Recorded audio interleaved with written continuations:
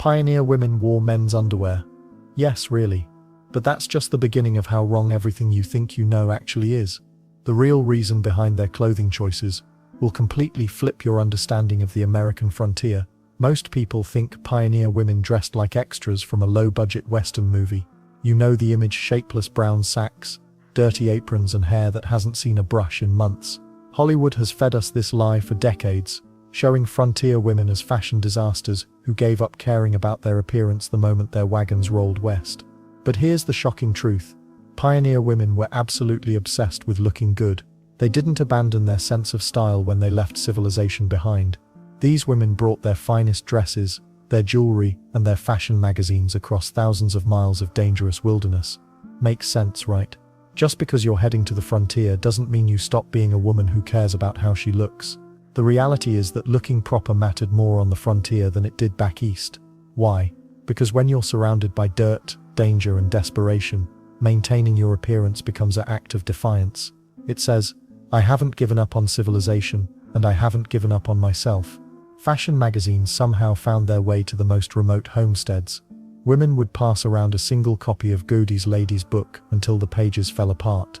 They studied every illustration, memorized every fashion tip, and adapted high society styles to work with whatever fabric they could get their hands on. The determination was incredible. But let's talk about what they actually wore, because the truth is far more complex than those Hollywood stereotypes suggest. Pioneer women understood that their clothing served multiple purposes: protection from the elements, social signaling, and maintaining their identity as refined ladies. They weren't about to let a little thing like moving to the wilderness turn them into fashion disasters. The myth of the simple sackcloth dress needs to die. Real pioneer women wore elaborate undergarments, multiple petticoats, fitted bodices, and carefully chosen accessories. They dyed their own fabrics in brilliant colors using berries, bark, and roots. They sewed by candlelight to create dresses that would make their city cousins jealous. Well, there was one major problem: space. When you're packing everything you own into a covered wagon, every square inch matters. This created the most heartbreaking fashion dilemma in American history, choosing which beautiful dresses to leave behind forever. Women would stand in their bedrooms back east, surrounded by silk gowns and fancy bonnets, knowing they could only bring 2 small trunks. The decision was brutal. Do you pack the blue silk dress you wore to your sister's wedding, or do you choose practical calico that won't show dirt? Many women solved this problem by wearing their heaviest, fanciest dress during the entire journey west, even if it meant sweating through summer heat in a wool gown. And the weird part is, they often made space for completely impractical items. Women smuggled jewelry by sewing it into coat linings. They packed silk stockings they'd never have occasion to wear. Some brought multiple corsets. Yes, corsets, even though they were taking up precious space needed for food and medicine. The priority system was fascinating. Practical work dresses came first, obviously, then Sunday best for church services. But after that, many women chose to bring their fanciest dress rather than extra blankets or tools. This wasn't vanity, it was survival strategy. Looking prosperous and respectable could mean the difference between being welcomed into a community or being treated as undesirable settlers. Then there's the color situation everyone gets wrong. Pioneer women didn't wear endless brown and gray. They loved bright colors and would go to incredible lengths to achieve them. Red fabric cost a fortune, so they learned to extract red dye from madder root and cochineal insects. Yellow came from onion skins. Blue was created using indigo, which became so popular that general stores couldn't keep it in stock. Black dye was expensive and reserved for mourning clothes, which unfortunately got plenty of use. Death was a constant companion on the frontier, and proper mourning attire was absolutely required. Widows wore black for an entire year, sometimes longer. Children wore black armbands when parents died. This wasn't optional, it was social law. But here's where it gets really interesting. Despite all the practical challenges and limited resources, pioneer women created a completely new category of American fashion. They invented wash dresses that could survive weekly laundering. They developed apron styles that doubled as tool carriers. They figured out how to make skirts that wouldn't catch fire around cooking flames while still maintaining that feminine silhouette everyone expected. The foundation of every pioneer woman's wardrobe started with what nobody could see: layers upon layers of carefully constructed undergarments that would shock modern women with their complexity. Hollywood got it completely wrong. Those movies showing pioneer women in raggedy burlap sacks? Total nonsense. Real frontier ladies cared deeply about fashion and looking proper, even when they were miles from civilization. The truth is way more interesting than what you see on screen. Pioneer women brought actual style guides and fashion magazines west with them. They subscribed to publications like Godey's Lady's Book, which somehow made it to remote trading posts months after publication. These women weren't giving up on being fashionable just because they moved to the middle of nowhere. But here's where things get really tough. When families headed west, wagon space was precious. Women faced impossible choices about what to pack. Each family got maybe 2 trunks for all their clothing. 2 trunks for an entire family's wardrobe for years. The math was brutal. Every extra dress meant less room for flour or medicine.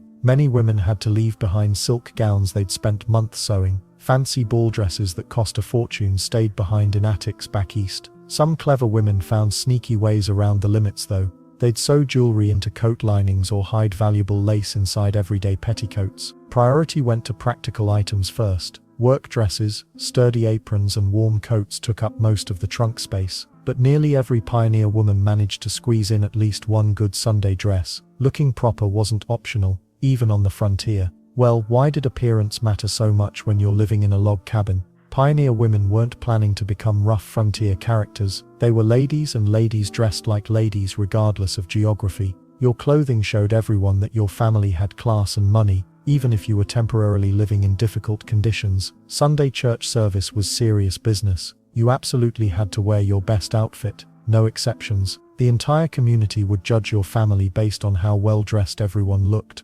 Marriage prospects for daughters depended heavily on the family's reputation for respectability, and clothing was the quickest way to show respectability. Community standing connected directly to your wardrobe quality. Worn patches or faded colors suggested financial struggles. Fresh ribbons and well-maintained dresses indicated prosperity. Makes sense, right? People judge what they can see. Then there's the corset situation, which might shock you. Even pioneer women wore corsets every single day. The only time they skipped them was during the heaviest farm work like harvest time or birthing calves. Otherwise, corsets were mandatory. Women actually brought multiple corsets west in their limited luggage space. That's how important they were. A proper Christian woman wore proper undergarments, and corsets were the foundation of proper dress. Loose or missing corsets meant people would question your morals. Seriously, your underwear choices could ruin your reputation. And speaking of underwear, the whole undergarment system was incredibly complex. First came the camise,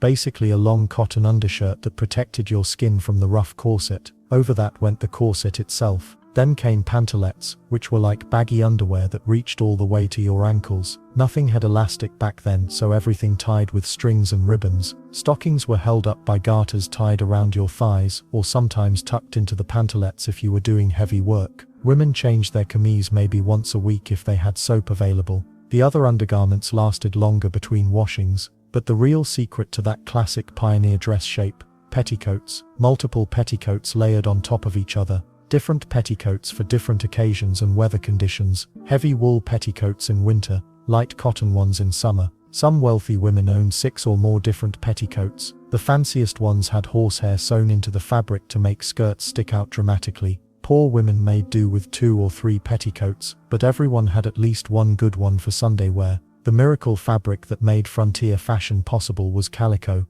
But calico wasn't the flowery stuff you might think of today. Original calico was tough, unprocessed cotton that could survive incredible abuse. Lighter than canvas but way stronger than regular cotton cloth. You could wash it over and over without it falling apart. General stores sold calico in dozens of colors, usually for about 10 cents per yard in the 1860s.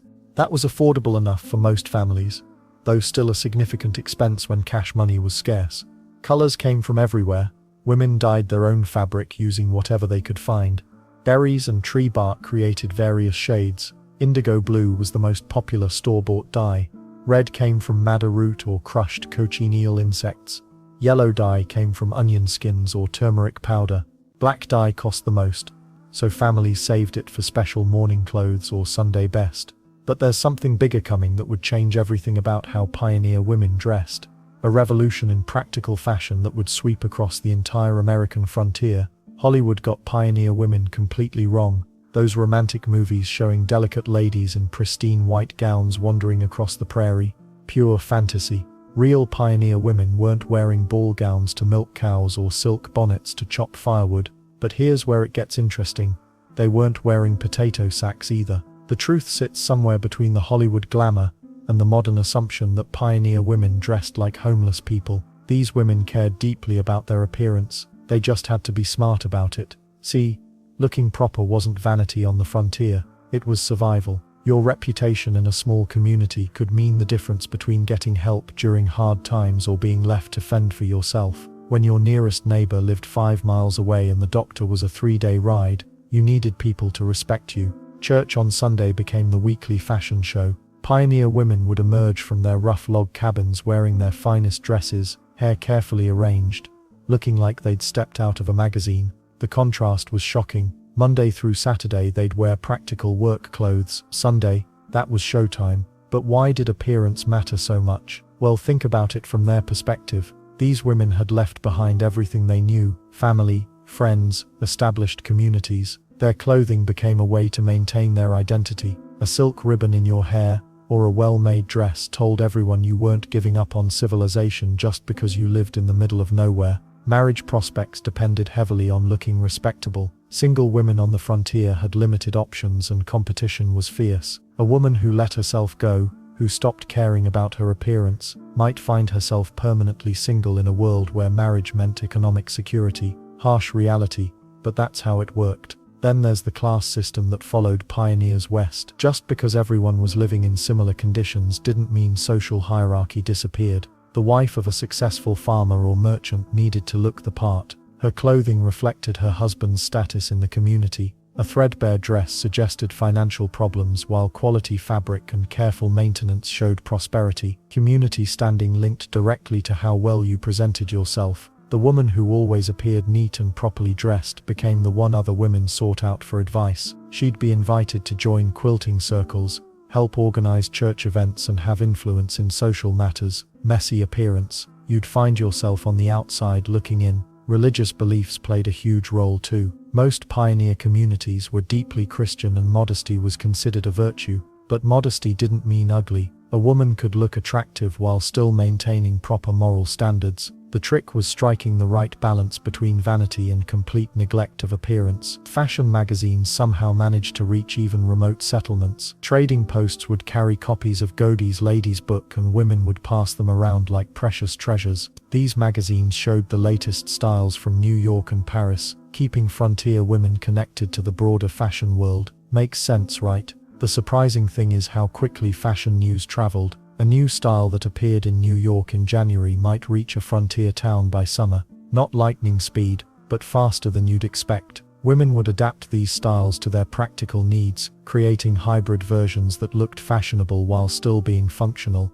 Status symbols were subtle but important. Real buttons instead of homemade wooden ones, store-bought ribbon trim, a brooch or cameo pin. These small details spoke volumes about a family's resources and connections. Even the poorest pioneer woman would try to have one fancy element in her Sunday outfit. Color choices revealed a lot about personality and resources. Bright colors required expensive dyes and showed you could afford them. Black was reserved for mourning or very special occasions since black dye cost the most. Most women opted for practical colors, browns, grays and deep blues that wouldn't show dirt easily. And the weird part is how much effort went into maintaining appearances despite the challenging conditions. Women would spend hours on Saturday evening preparing their Sunday outfit, pressing wrinkles with heated flat irons, polishing buttons and arranging their hair. All this after a week of back-breaking labor. The contrast between work clothes and good clothes was dramatic. Same woman, completely different appearance. Weekday dress might be patched calico with a practical apron, hair in a simple bun. Sunday dress would be her finest fabric, carefully preserved with elaborate braiding or trim work, hair styled according to the latest fashion magazine. This dedication to looking proper created an interesting dynamic. Pioneer women developed incredible skills at quick transformations. They had to be able to switch from farm worker to lady in minutes when unexpected visitors arrived. Practice made perfect, but maintaining all these different clothing standards required something most people don't think about: an elaborate system of undergarments that would shock modern women. The foundation that created those perfect silhouettes was far more complex and uncomfortable than anyone realizes. Now here's where things get really uncomfortable. While most women today complain about underwire bras, pioneer women were dealing with something far worse every single day: They were literally crushing their internal organs with whalebone and steel just to look proper in the wilderness. Every pioneer woman owned at least one corset, usually more. These weren't the cute, lacy things you see in movies either. We're talking about serious architectural engineering designed to reshape the human torso into something nature never intended. Made from heavy cotton or linen and reinforced with whalebone stays, these contraptions turned breathing into a part-time job. The weird part is that women packed multiple corsets when they could only bring 2 trunks total on the wagon train. Think about that priority system for a second. Limited space meant choosing between an extra bag of flour that could prevent starvation or a second corset that served no practical purpose whatsoever. Guess which one usually won? But why would any reasonable person voluntarily strap themselves into a torture device every morning before milking cows and chopping wood? Simple. Your corset was your moral compass, at least according to everyone else. A properly corseted woman was a Christian woman. A woman without a corset was basically announcing to the entire community that she had loose morals and questionable character. Churches actually preached about corsets from the pulpit. Ministers warned that women who abandoned their corsets were abandoning their femininity and by extension their godliness. Makes sense, right? Because apparently Jesus had very strong opinions about undergarments. Well, the medical reality was absolutely brutal. Doctors documented cases of women with ribs that had actually reshaped themselves to fit inside corsets. Internal organs got pushed around like furniture during a move. Livers ended up where lungs should be. Stomachs compressed so severely that women could only eat tiny portions without vomiting. Then there's the daily routine of getting dressed. You couldn't just throw on a corset like a modern bra. The process required help from another person, usually a sister or daughter. The laces had to be pulled tight enough to achieve that coveted 18-inch waist that magazines promoted as the ideal. 18 inches. That's barely larger than a basketball. Pioneer women developed an entire strategy around corset wearing that would make military tacticians proud. During heavy farm work like harvest time, they'd loosen the laces slightly but never remove the corset entirely. Someone might see them through a window and spread gossip about their moral decline. Even pregnant women kept wearing corsets, just with the laces adjusted as their bodies changed. The construction of these things was seriously impressive engineering. Multiple rows of whalebone or steel stays ran vertically from bust to hip. Heavy-duty cotton or linen fabric reinforced every stress point. The laces were made from leather or heavy cotton cord that could withstand constant pulling and tightening. Some wealthy women owned corsets with actual steel boning imported from back east. And the weird part is how expensive they were. A good corset cost about the same as a month's worth of basic groceries. Poor families sometimes owned just one corset that got passed between mother and daughters depending on who needed to go to town or church. Wealthy women collected corsets like some people collect shoes today. Different corsets served different purposes too. Summer corsets used lighter fabric and fewer stays to prevent heat stroke. Winter corsets were heavily padded and provided extra warmth. Pregnancy corsets featured adjustable panels. Even mourning corsets existed, made from black fabric with special stays, designed to support the heavy black mourning dresses. But the most shocking thing was how young girls started wearing them. As soon as a girl hit puberty, usually around 12 or 13, she got laced into her first corset. Her body would literally grow and develop while confined inside whalebone and steel. Imagine trying to go through your teenage growth spurts while wearing a rigid cage around your torso. The psychological impact was just as intense as the physical damage. Women became genuinely addicted to the feeling of tight lacing. They felt naked and vulnerable without that constant pressure around their midsection. Many reported feeling like they couldn't stand up straight or maintain proper posture without their corset's support. Yet somehow these women managed to do incredibly demanding physical labor while wearing these contraptions. They plowed fields, hauled water, birthed babies, and built log cabins, all while their organs were compressed and their breathing was restricted.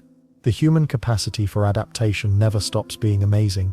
What's really mind-blowing is that this torture device was considered the foundation of feminine respectability. Without a corset, nothing else you wore mattered.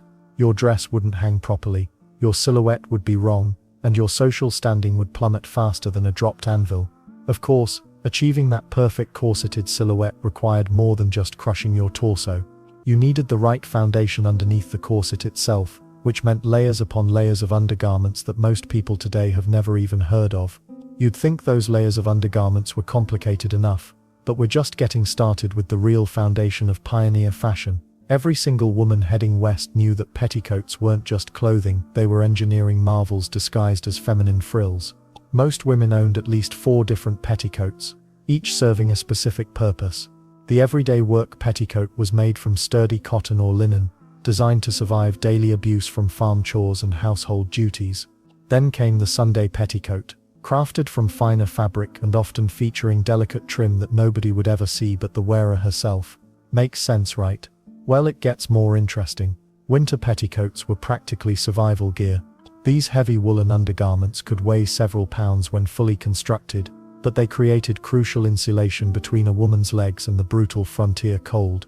Some clever seamstresses even sewed pockets into winter petticoats, creating hidden storage for small valuables or emergency supplies. The wealthy women brought silk petticoats from back east, reserved for special occasions like weddings or important church services. But here's where petticoat engineering got really creative. To achieve that perfect bell-shaped silhouette that defined feminine fashion, women needed structure underneath their skirts. Enter the horsehair petticoat, a contraption that sounds more like something you'd use to curry a stallion than wear under a dress. Seamstresses would weave actual horsehair into the fabric near the hem, creating a springy framework that made skirts stand out dramatically from the waist.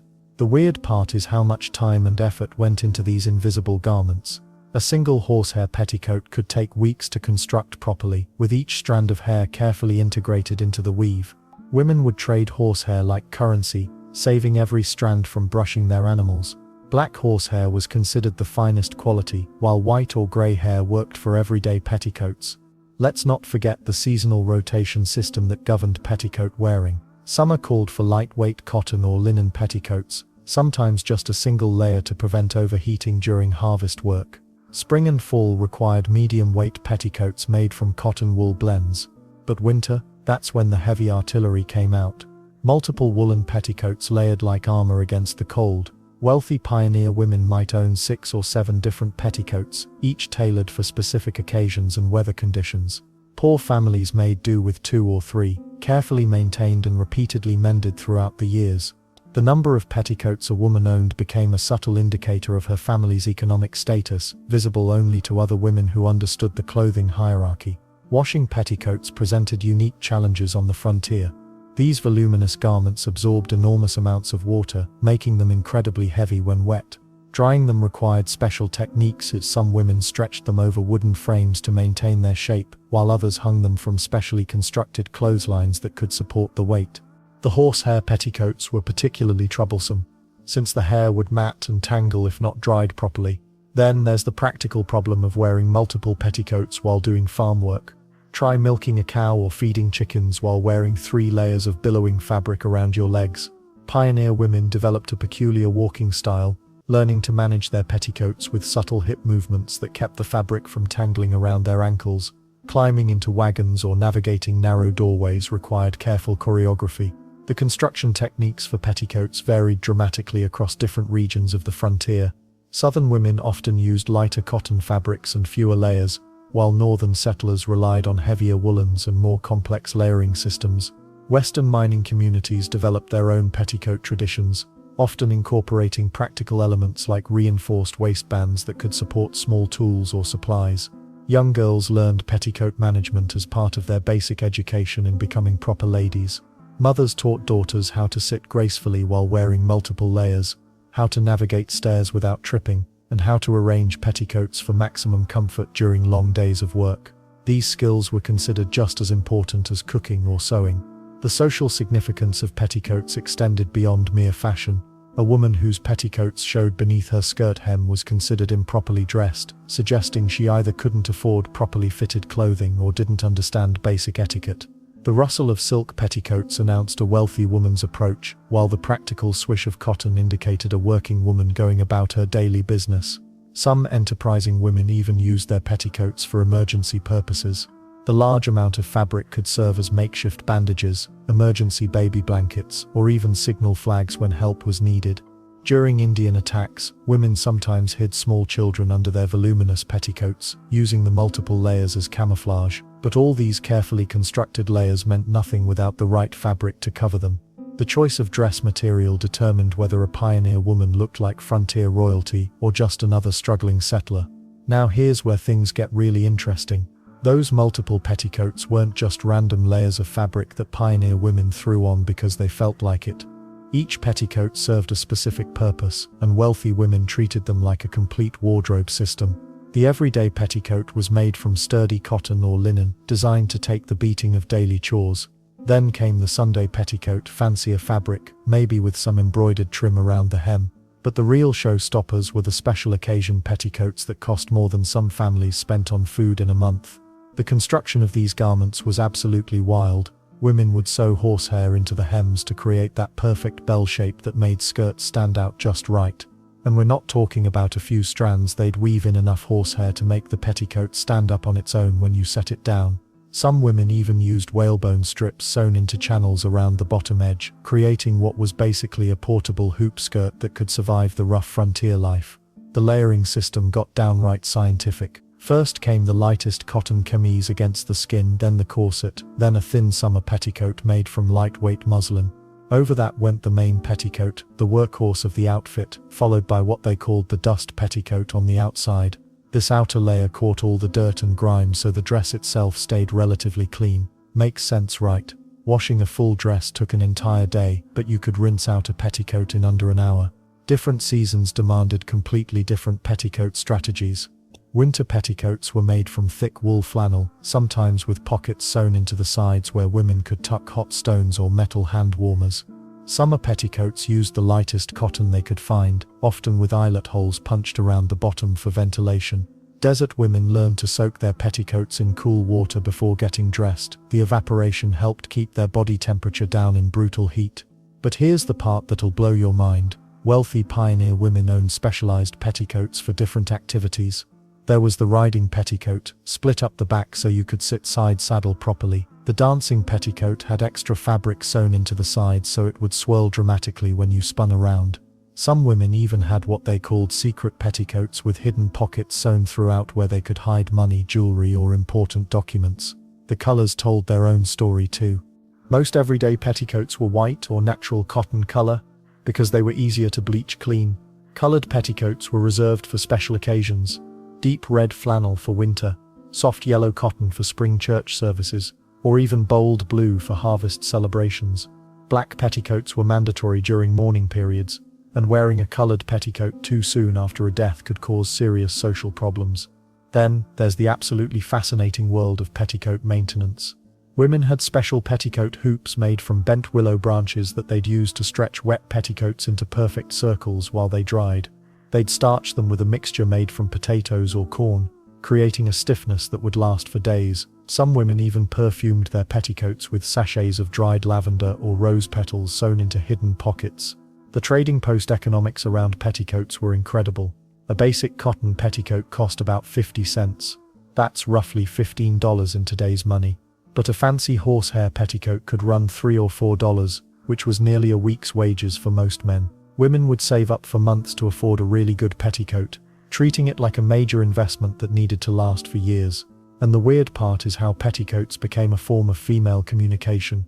The way your skirt moved when you walked, how wide it stood out, even the sound the fabric made when you sat down, other women could read these signals like a code.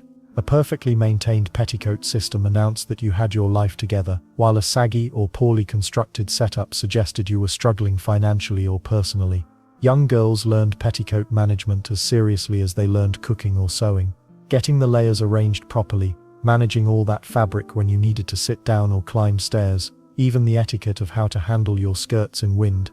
These were essential life skills that took years to master completely. The most successful pioneer women understood that their petticoats were invisible architecture, creating the foundation for everything else they wore. But all of this careful layering and petticoat engineering would have been impossible without one revolutionary fabric that changed everything about frontier fashion forever. The reality about calico fabric would surprise most people today. When we hear calico, we picture those cute flowery prints your grandmother might have worn. Wrong, pioneer calico wasn't decorated with tiny roses or delicate patterns. It was tough, unprocessed cotton that could survive anything the frontier threw at it. This miracle fabric came from India originally, but by the 1860s, American mills were cranking it out by the mile. The name calico actually comes from Calicut, an Indian port city where the fabric first gained popularity. But the stuff reaching general stores across the American West, that was pure American ingenuity. Calico weighed more than regular cotton but less than canvas. Makes sense, right? Pioneer women needed something they could actually move in while still being durable enough for serious work. The fabric had a slightly rough texture that got softer with each washing, which was perfect since these women were washing clothes constantly. Well, here's where it gets interesting. A yard of calico cost about 10 cents in the 1860s. That might sound cheap until you realize the average farm family made maybe $300 a year if they were lucky. 10 cents represented real money. Women planned their fabric purchases like military campaigns, calculating exactly how many yards they needed for each dress. The general stores stocked calico in dozens of colors, but not the colors you'd expect. Deep indigo blue dominated the shelves, because indigo dye was relatively cheap and didn't fade quickly. Browns came next, followed by dark greens and maroons. Bright colors existed, but cost more because the dyes were harder to make. And the weird part is how calico became the great equalizer of frontier fashion. Rich women and poor women often wore identical calico dresses because practical trumped everything else out there. The only difference might be the number of dresses they owned or maybe some fancy trim on the collar. Then there's the washing factor that made calico absolutely revolutionary. Other fabrics fell apart after a few trips to the washboard. Calico got stronger. The more you washed it, the more durable it became. Pioneer women discovered they could scrub calico dresses weekly without worrying about destroying their investment. But calico had one major weakness that drove women crazy. It attracted every piece of dirt, dust and debris on the frontier. The slightly rough texture grabbed onto prairie dust like a magnet. Women found themselves brushing off their calico dresses multiple times throughout the day. Let's not forget the versatility aspect that made calico so popular. The same fabric worked for work dresses, aprons, children's clothes, and even household items like curtains or tablecloths. Smart pioneer women bought calico in large quantities, knowing they could use every single scrap for something useful. The weaving process created calico's famous durability. Unlike finer fabrics with delicate weaves, calico used a simple tight plain weave that distributed stress evenly across the fabric. When one thread started to wear, the surrounding threads picked up the slack. Genius engineering disguised as simple cloth. Ordering calico required serious planning since supply wagons only reached remote areas seasonally. Women had to estimate their fabric needs months in advance, factoring in family growth, wear patterns, and seasonal requirements. Running out of calico before the next supply wagon arrived meant making do with whatever scraps remained. The quality varied wildly depending on the mill and the merchant. Experienced pioneer women developed techniques for testing calico quality right at the store counter. They'd stretch a corner between their hands, checking for even tension. They'd hold it up to the light, looking for thin spots that would wear through quickly. Storage presented its own challenges since mice loved chewing on cotton fibers. Pioneer women learned to wrap their precious calico in cedar shavings or strong-smelling herbs to keep rodents away. Losing a few yards of calico to mice could represent weeks of careful budgeting down the drain. Why did calico work so well for layering? The fabric was thin enough to wear multiple petticoats underneath without creating bulk, but thick enough to provide modest coverage. This balance was crucial since proper ladies never appeared in public without multiple layers of clothing. Regional preferences developed over time as different areas discovered which colors hid local dirt best.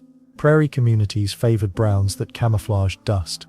Mining towns preferred darker colors that didn't show coal smudges. Desert areas chose lighter colors that reflected heat. The arrival of new calico shipments created genuine excitement in frontier communities. Women would gather at the general store, examining new colors and patterns like modern shoppers at a designer sale. These moments provided rare opportunities for socializing and sharing sewing tips.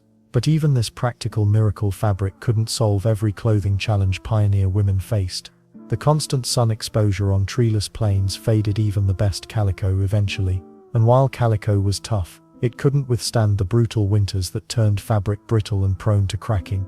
The real genius of calico lay in how it bridged the gap between necessity and femininity, giving pioneer women a way to maintain their dignity while tackling the hardest work imaginable.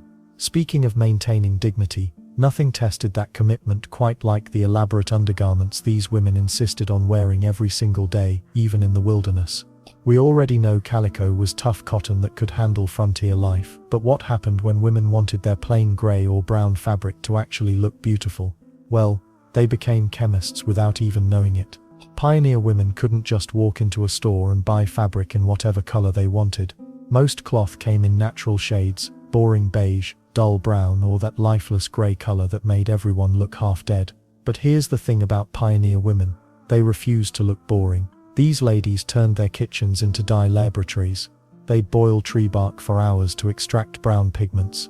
Walnut hulls created rich chocolate colors that didn't fade after dozens of washings. The weird part is, they discovered some of these techniques by pure accident. A woman might spill coffee on white fabric and realize she'd stumbled onto a new way to create tan dye. Red was the trickiest color to achieve, and pioneer women had two main options. They could hunt for madder root, which grew wild in some areas and produced gorgeous crimson shades. Or they could save up money for cochineal insects. Yes, actual bugs that were crushed up to make red dye. Makes sense when you think about it, right? Nature provided the best pigments, even if they came from unexpected sources. Yellow seemed easier to find. Onion skins that most people threw away became valuable dye ingredients. Women would save every papery onion layer for months, storing them in cloth bags until they had enough for a dyeing session. Turmeric powder worked too, but it cost precious money at the trading post. Then there's the indigo situation. Indigo blue became the most popular store-bought dye across the entire frontier, and for good reason. It created deep, lasting color that looked expensive even on cheap calico. Women would pool their money together to buy one precious packet of indigo, then take turns dyeing their family's clothes. The color was so valued that some women used it as currency, trading indigo dye for other necessities. But why was black dye so expensive? Well, creating true black required multiple steps and costly ingredients. Most pioneer families couldn't afford real black dye, so they improvised. They'd layer different dark colors on top of each other, then blue, then more brown, until they achieved something close to black. The process took days and used up precious fuel for heating water. Let's not forget the iron water trick. Some frontier areas had natural iron deposits in their well water. Smart women figured out that this bad water actually helped set dyes permanently. They'd deliberately use rusty water for their final rinse, and their colors would last twice as long as anyone else's. Green presented its own challenges. You couldn't just find green plants and expect green dye. Nature doesn't work that way. Most green plants actually produced yellow or brown colors when boiled. To get green, women had to be clever. They'd dye fabric yellow first, then overdye it with blue. Two separate processes for one color. The timing of dyeing mattered more than most people realize. Spring was prime dyeing season because fresh plants contained the strongest pigments. Women would mark their calendars around when certain flowers bloomed or when tree buds appeared. Miss the right moment, and you'd wait another whole year for that particular shade. And the weird part is how they tested colors. Pioneer women would keep little scraps of white fabric tucked in their apron pockets. Whenever they found a new plant or berry, they'd rub it on the test fabric to see what color it might produce. Their apron pockets looked like tiny rainbow experiments. Storage was another puzzle entirely. Dried dye materials had to be kept completely moisture-free, or they'd rot. Women stored precious madder root and dried flowers in sealed containers, sometimes burying them underground in dry spots. Some families guarded their dye recipes like state secrets, passing color formulas down through generations. Weather affected everything about dyeing. Humid days made colors muddy. Too much sun would fade wet fabric before the dye could set properly. Smart women watched the sky like farmers, planning their dyeing sessions around perfect weather conditions. The whole process was exhausting. Holding water, building fires, stirring huge pots for hours, then hanging heavy wet fabric everywhere. But pioneer women did it anyway because looking good mattered that much to them. What's fascinating is how this home dyeing created unexpected fashion trends. Certain regions became known for specific colors based on what grew there naturally. You could sometimes tell where a pioneer family came from, just by looking at their dress colors. Of course, all this careful dyeing work was just the beginning. Once women had beautiful colored fabric, they still faced the massive challenge of turning it into actual wearable clothes. And that's where things got really interesting. Looking good on the frontier wasn't just vanity, it was survival. Not the kind where wolves chase you through the woods, but social survival. Pioneer women understood something modern people often miss: your clothes spoke before you ever opened your mouth. Church on Sunday morning was basically a fashion show disguised as worship. Every woman in that little wooden building was getting sized up from bonnet to boot. The quality of your dress fabric told everyone whether your husband was a successful farmer or barely scraping by. A silk ribbon on your bonnet. That meant your family had connections back east. Worn patches on your sleeves. Well, people noticed that too. Marriage prospects for young women depended heavily on looking respectable. A girl who showed up to the church social in a faded, poorly fitted dress wasn't going to catch the eye of the town's most eligible bachelor.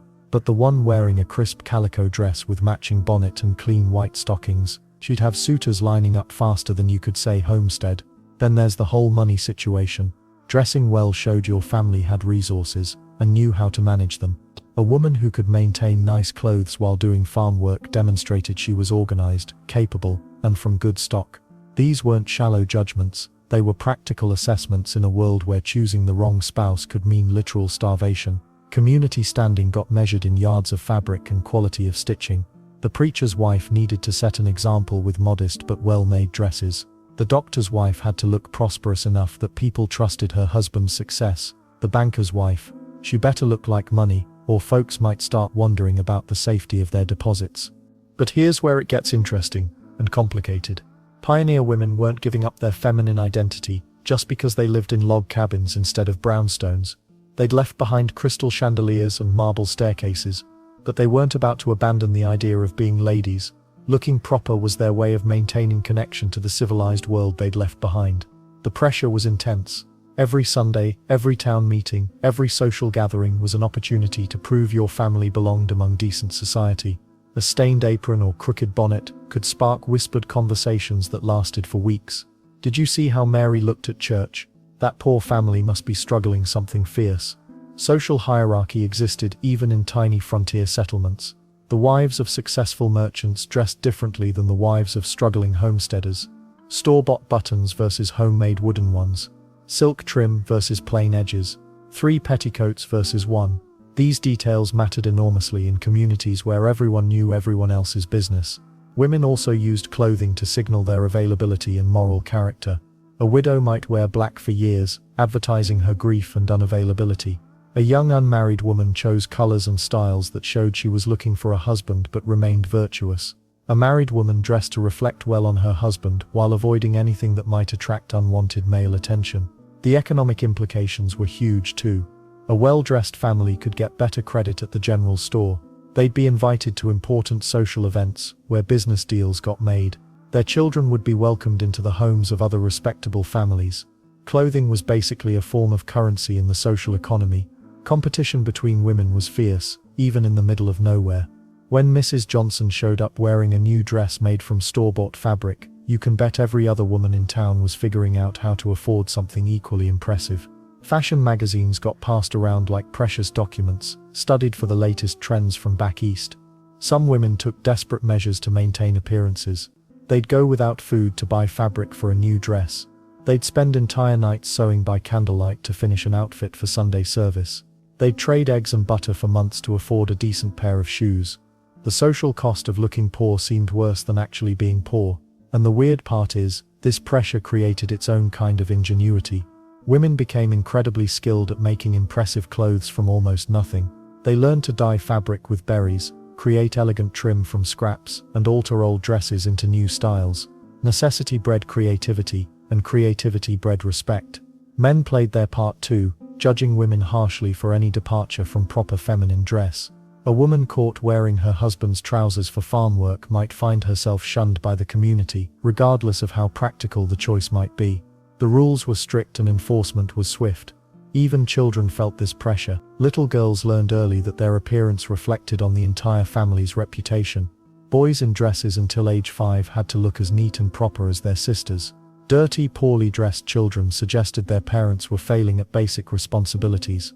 But maintaining all these standards while living in primitive conditions created challenges that would make modern people's heads spin. How exactly do you keep a white camise clean when you're living in a dirt floor cabin and doing laundry once a week? Forget everything Hollywood has taught you about how pioneer women dressed. Those movies showing women in shapeless burlap sacks trudging across the prairie, complete fiction.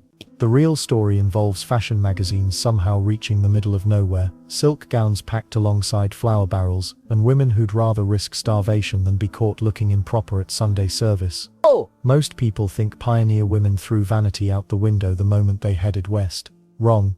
These women weren't abandoning civilizations, they were bringing it with them, one carefully folded dress at a time. The myth of the dowdy pioneer woman in her simple sackcloth dress comes from decades of lazy Hollywood storytelling. Real pioneer women cared deeply about their appearance, sometimes to an almost ridiculous degree. Here's what actually happened when families prepared to head west. Women faced an impossible choice: bring extra food supplies or pack that beautiful silk evening gown they'd worn to church socials back east. The wagon trains had strict weight limits, and every pound mattered. But you'd be amazed how many women chose fashion over food. They'd rather eat beans for months than show up at their new community looking like they'd given up on being ladies. The fascinating part: fashion magazines still reached these remote frontier towns. Godey's Lady's Book, the most popular women's magazine of the era, somehow made its way to trading posts and general stores hundreds of miles from the nearest city. Women would pass these magazines between neighbors like precious artifacts, studying every illustration of the latest dress styles from New York and Philadelphia. Then, there's the trunk situation. Most families allowed women exactly 2 trunks for all their personal belongings. 2 trunks to hold everything they'd need to maintain their feminine identity in the wilderness. Smart women developed packing strategies that would make modern minimalists weep with envy. They'd bring fancy clothes from back east, but they'd choose pieces that could serve multiple purposes. A nice wool dress might work for church, social calls, and even light housework if necessary. But here's where it gets interesting. Many women made heartbreaking sacrifices at the last minute. Diaries from the period tell stories of silk ball gowns left behind in favor of an extra bag of flour. Some women literally stood in their driveways deciding between a second winter coat and their wedding dress. The practical usually won, but not always. Pride made people do strange things. The jewelry situation reveals just how much these women valued maintaining their image. Since jewelry took up minimal space, but held tremendous value, many women hid precious pieces sewn into coat linings or tucked into corset stays. They'd arrive at their new homestead looking plain on the outside, but carrying small fortunes in their undergarments. A woman might milk cows all week wearing a simple calico dress, but she'd have diamond earrings hidden away for special occasions. Community standing depended entirely on how you presented yourself. When families arrived at their new frontier towns, other settlers judged them within minutes based on their appearance. A woman in a well-made dress with proper petticoats and a decent bonnet signaled that her family had money, education, and moral standards. Sloppy appearance suggested the family might be running from something back east or lacked the character necessary for frontier success. Church attendance became the weekly fashion show. Sunday morning meant breaking out the absolute best outfit you owned, regardless of how impractical it might be for frontier life. Women would spend hours getting dressed for church, layering on their finest undergarments, their best dress, their nicest jewelry, and their most elaborate bonnet. The entire community would be there, and your reputation depended on looking respectable. Marriage prospects for single women absolutely required maintaining proper appearance. A young woman who let herself go sloppy might find herself with very limited romantic options. Frontier men wanted wives who could work hard but still looked like proper ladies. The balance was tricky. Night too seemed impractical, too plain, and you seemed to have given up on femininity altogether. What's really remarkable is how these women managed to maintain fashion standards while living in conditions that would challenge modern people with washing machines and climate control. They'd hand-wash their good dresses in rivers, iron them with heavy flat irons heated over open fires, and repair every tiny tear because replacement wasn't possible. The Hollywood image of pioneer women as fashion-unconscious worker bees completely misses this essential truth. These women saw maintaining their appearance as maintaining their humanity. Looking proper wasn't vanity, it was survival in a social sense. A woman who gave up caring about her appearance risked losing her place in the community's hierarchy. But even the most determined women had to make concessions to frontier practicality. The foundation of their fashion remained their undergarments, and this is where the real story of pioneer women's clothing begins. Here's the thing nobody talks about when they picture pioneer women scrubbing clothes by the creek. Laundry day wasn't some peaceful romantic scene from a movie. It was absolute torture that happened every single week, no matter what. Most families picked Monday as their designated laundry day because Sunday clothes needed immediate attention after church. Makes sense, right? You'd wake up before dawn to start heating water because this whole process took literally the entire day. We're talking 12 to 14 hours of back-breaking labor just to get 1 week's worth of clothes clean. The first step involved hauling water from the nearest source, which might be a quarter mile away. Pioneer women carried heavy wooden buckets back and forth, until they had enough water to fill their massive iron kettles. Then came the fun part, building a fire hot enough to heat all that water while trying not to burn down the homestead. But here's where it gets really interesting. These women didn't have Tide or Downy waiting on their shelves. They made soap from scratch using wood ash and animal fat in a process that could literally burn your skin off if you weren't careful. The lye in wood ash was so strong it would eat through fabric if you used too much. One mistake and your husband's only good shirt became Swiss cheese. The actual washing process required muscles. Most modern people don't even know they have. Picture scrubbing heavy, waterlogged fabric against a wooden washboard for hours. Your knuckles would be raw and bleeding by noon. The washboard ridges were designed to grab dirt, but they grabbed skin just as well. Let's not forget the temperature situation. Winter laundry meant standing outside in freezing weather with your hands in scalding water. Your fingers would be simultaneously burned and frostbitten. Summer wasn't much better because you're standing over a roaring fire in 100-degree heat, stirring boiling water with a wooden paddle. Every single piece of clothing got the full treatment. First, you'd soak everything in hot soapy water for about an hour. Then came the scrubbing phase where you'd rub each item against that washboard until your arms felt like they might fall off. Heavily soiled work clothes might need 3 or 4 rounds of this treatment. The weird part is how they handled different types of stains. Blood required cold water and salt. Mud had to be completely dry before you could brush it off. Grease stains got treated with more grease. They'd rub lard into the spot before washing. Sounds backwards, but it actually worked. Rinsing took forever because you needed multiple changes of clean water to get all the soap out. Soap residue would make clothes stiff and uncomfortable, so you'd rinse and rinse until the water ran completely clear. That meant more trips to the water source carrying those heavy buckets. Then there's the wringing process that could dislocate your shoulders. 2 women would grab opposite ends of a heavy waterlogged dress and twist in opposite directions until most of the water squeezed out. No gentle spin cycle here. Night's just brute force and prayer that the fabric wouldn't tear apart in your hands. Hanging clothes to dry created its own set of problems. You needed enough rope or clothesline to handle an entire family's wardrobe. Winter drying meant clothes would freeze solid on the line, then you'd bring them inside stiff as boards to finish drying by the fire. Summer meant racing against thunderstorms that could undo a whole day's work in 5 minutes. But wait, it gets worse. Ironing required heating heavy metal irons over the fire.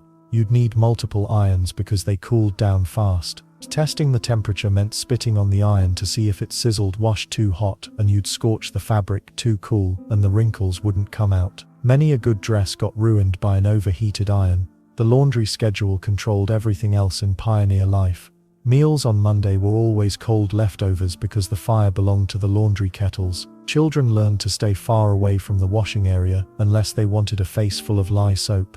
Some items required special treatment that made regular laundry look easy. Wool had to be washed in lukewarm water or it would shrink to doll size. Colored fabrics needed gentle handling, or the dyes would run and ruin everything else in the load. White clothes got boiled separately with extra soap to keep them bright. Weather could completely derail the whole operation. Rain meant postponing laundry day, which backed up the entire household schedule. Too much wind would blow clothes off the line into the dirt. Snow made outdoor drying impossible, so wet clothes would hang inside, making the cabin damp and musty. The truly exhausting part was doing this every single week without fail. Miss one Monday, and you'd have double the work the next week. Fall behind and your family would run out of clean clothes entirely. Yet somehow these women managed to keep their families looking respectable while handling every other aspect of frontier life. The physical demands of laundry day make modern complaints about folding clothes seem pretty ridiculous. Speaking of keeping up appearances, all this washing and scrubbing served a bigger purpose than just cleanliness. You know what's absolutely wild about pioneer women's mourning clothes? They had to follow stricter fashion rules when someone died than when they got married. Death was basically everywhere on the frontier. Disease, accidents, childbirth complications, harsh winters, and society demanded that grief be displayed through very specific clothing choices that could bankrupt a family.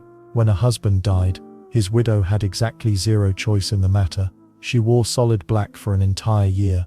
Not dark blue that looked almost black. Not charcoal grey that was practically black. Pure black everything. Dress, bonnet, shoes, stockings, even her undergarments had to be black. The community watched like hawks to make sure she followed these rules perfectly. But here's where it gets really expensive.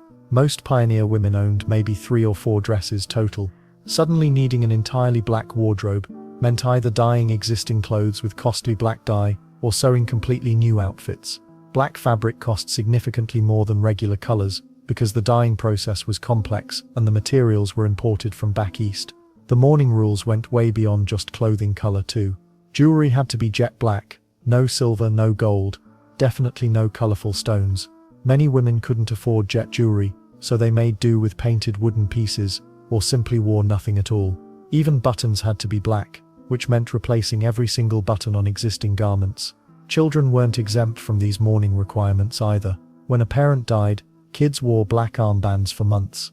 When grandparents or siblings died, the whole family dressed in mourning clothes for shorter periods, but the expense still added up quickly. Some families spent more money on mourning clothes in 1 year than they'd spent on regular clothing in the previous 3 years. After the first year of full mourning, widows could gradually introduce other colors back into their wardrobe. Purple and grey were acceptable for the second year, but many widows, especially older women, chose to wear black for the rest of their lives. This wasn't just about grief, it was about respectability and showing the community that they'd been devoted wives.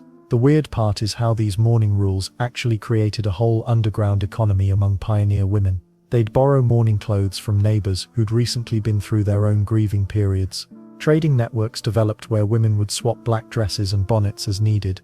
Some enterprising seamstresses specialized in mourning wear and would travel between communities when someone died. Mourning jewelry became incredibly creative on the frontier. Women braided hair from the deceased person into brooches and rings. They made elaborate wreaths from the dead person's hair and displayed them in their homes. These hair jewelry pieces were often the most valuable items a pioneer family owned, passed down through generations as precious heirlooms. Let's not forget how mourning clothes affected daily work on the homestead. Black fabric absorbed heat terribly during summer months, making farm work even more miserable for grieving women. Black showed every speck of dust, flour and dirt, requiring constant cleaning that grieving families could barely manage. Yet social pressure demanded that mourning clothes always look perfectly maintained. The mourning dress industry back east actually targeted frontier communities through mail-order catalogs. Companies advertised complete mourning outfits that could be shipped west for grieving families. These packages included everything from black dress fabric to mourning veils, often costing more than a family's entire monthly income. Religious communities on the frontier enforced these mourning dress codes even more strictly than city churches. A woman who appeared in public wearing colors too soon after a death faced serious social consequences. She might be excluded from church activities, refused service at the general store, or have her family's reputation permanently damaged in the community. Some pioneer women found clever ways around the most expensive mourning requirements. They'd dye their regular clothes black using homemade dyes from walnut hulls or iron-rich mud, though these homemade black dyes often turned brownish or faded quickly. Others would add black trim or accessories to existing dresses rather than replacing entire outfits. The mourning cloth business became so profitable that some general stores kept bolts of black fabric specifically for sudden deaths. When someone died, the store owner knew families would desperately need black material within days. Prices often doubled during these emergency purchases, though store owners usually allowed payment plans for grieving families. Well, children's mourning clothes created their own special challenges. Kids grew so fast that expensive black clothing became useless within months. Mothers would buy black fabric several sizes too large and alter garments as children grew, creating oddly fitting mourning wear that marked families as both grieving and struggling financially. But mourning clothes weren't the only way pioneer women showed their social status through fashion. Even during happy times, what you wore announced exactly where your family stood in the community hierarchy. The number of petticoats under your Sunday skirt could make or break your reputation at church gatherings. Most people think pioneer women wore simple drab clothing that looked nothing like the fancy dresses back east. Wrong. These women brought an entire fashion industry with them across the plains, and they weren't about to give up looking good just because they moved to the middle of nowhere.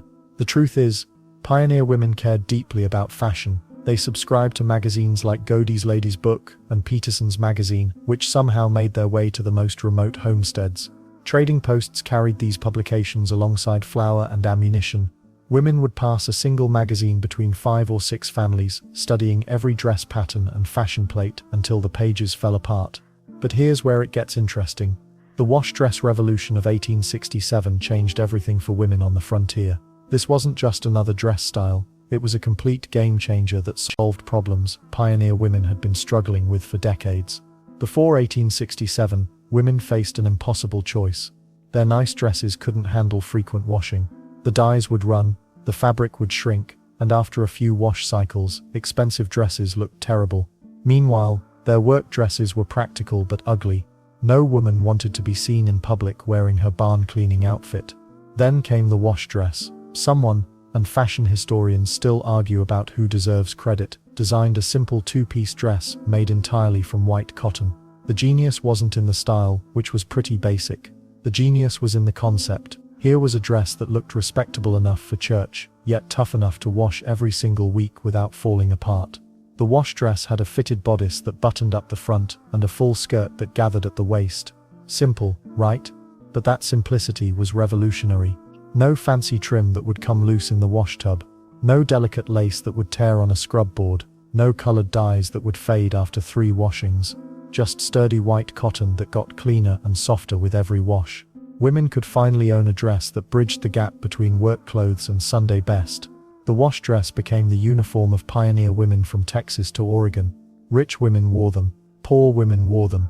Everyone looked essentially the same, which actually suited frontier communities just fine. The white color served multiple purposes beyond just practicality. White showed dirt, which meant women had to keep their wash dresses clean, maintaining that respectable appearance everyone valued. White also reflected heat during brutal prairie summers, and when someone got sick, white fabric could be boiled for sterilization without worrying about ruining expensive dyes. Manufacturing these dresses became one of the first examples of mass-produced women's clothing in America. Eastern factories started cranking out identical wash dresses by the thousands. This wasn't custom tailoring or even basic alterations. These were the exact same dress in standard sizes, shipped west by the wagon load. The wash dress also solved the laundry problem that plagued every frontier household. Washing clothes was back-breaking work that took an entire day. Women had to heat water over fires, make their own soap from animal fat and wood ash, and scrub everything by hand. Most women could only manage laundry once a week, maybe twice if they were really ambitious. With a wash dress, women could actually keep up with cleanliness. The sturdy cotton could handle aggressive scrubbing. The white color meant they could use harsh soap without worrying about fading. The simple construction meant no delicate parts would get damaged in the process. Well, the dress became so popular that pattern companies started selling wash dress designs for women who preferred sewing their own clothes. Gomery Ward and Sears Roebuck catalogs featured multiple wash dress styles by the 1870s. Some had small decorative touches like covered buttons or simple embroidery, but the basic concept remained the same.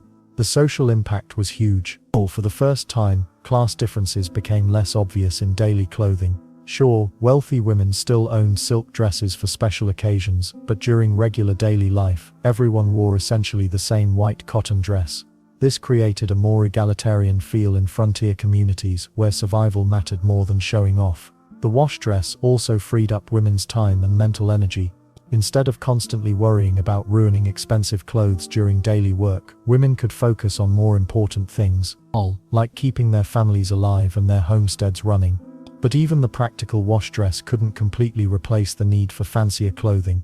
Women still needed proper dresses for church, weddings, and other special occasions. The question became, how do you maintain truly nice clothes when you're living in the middle of nowhere with limited resources?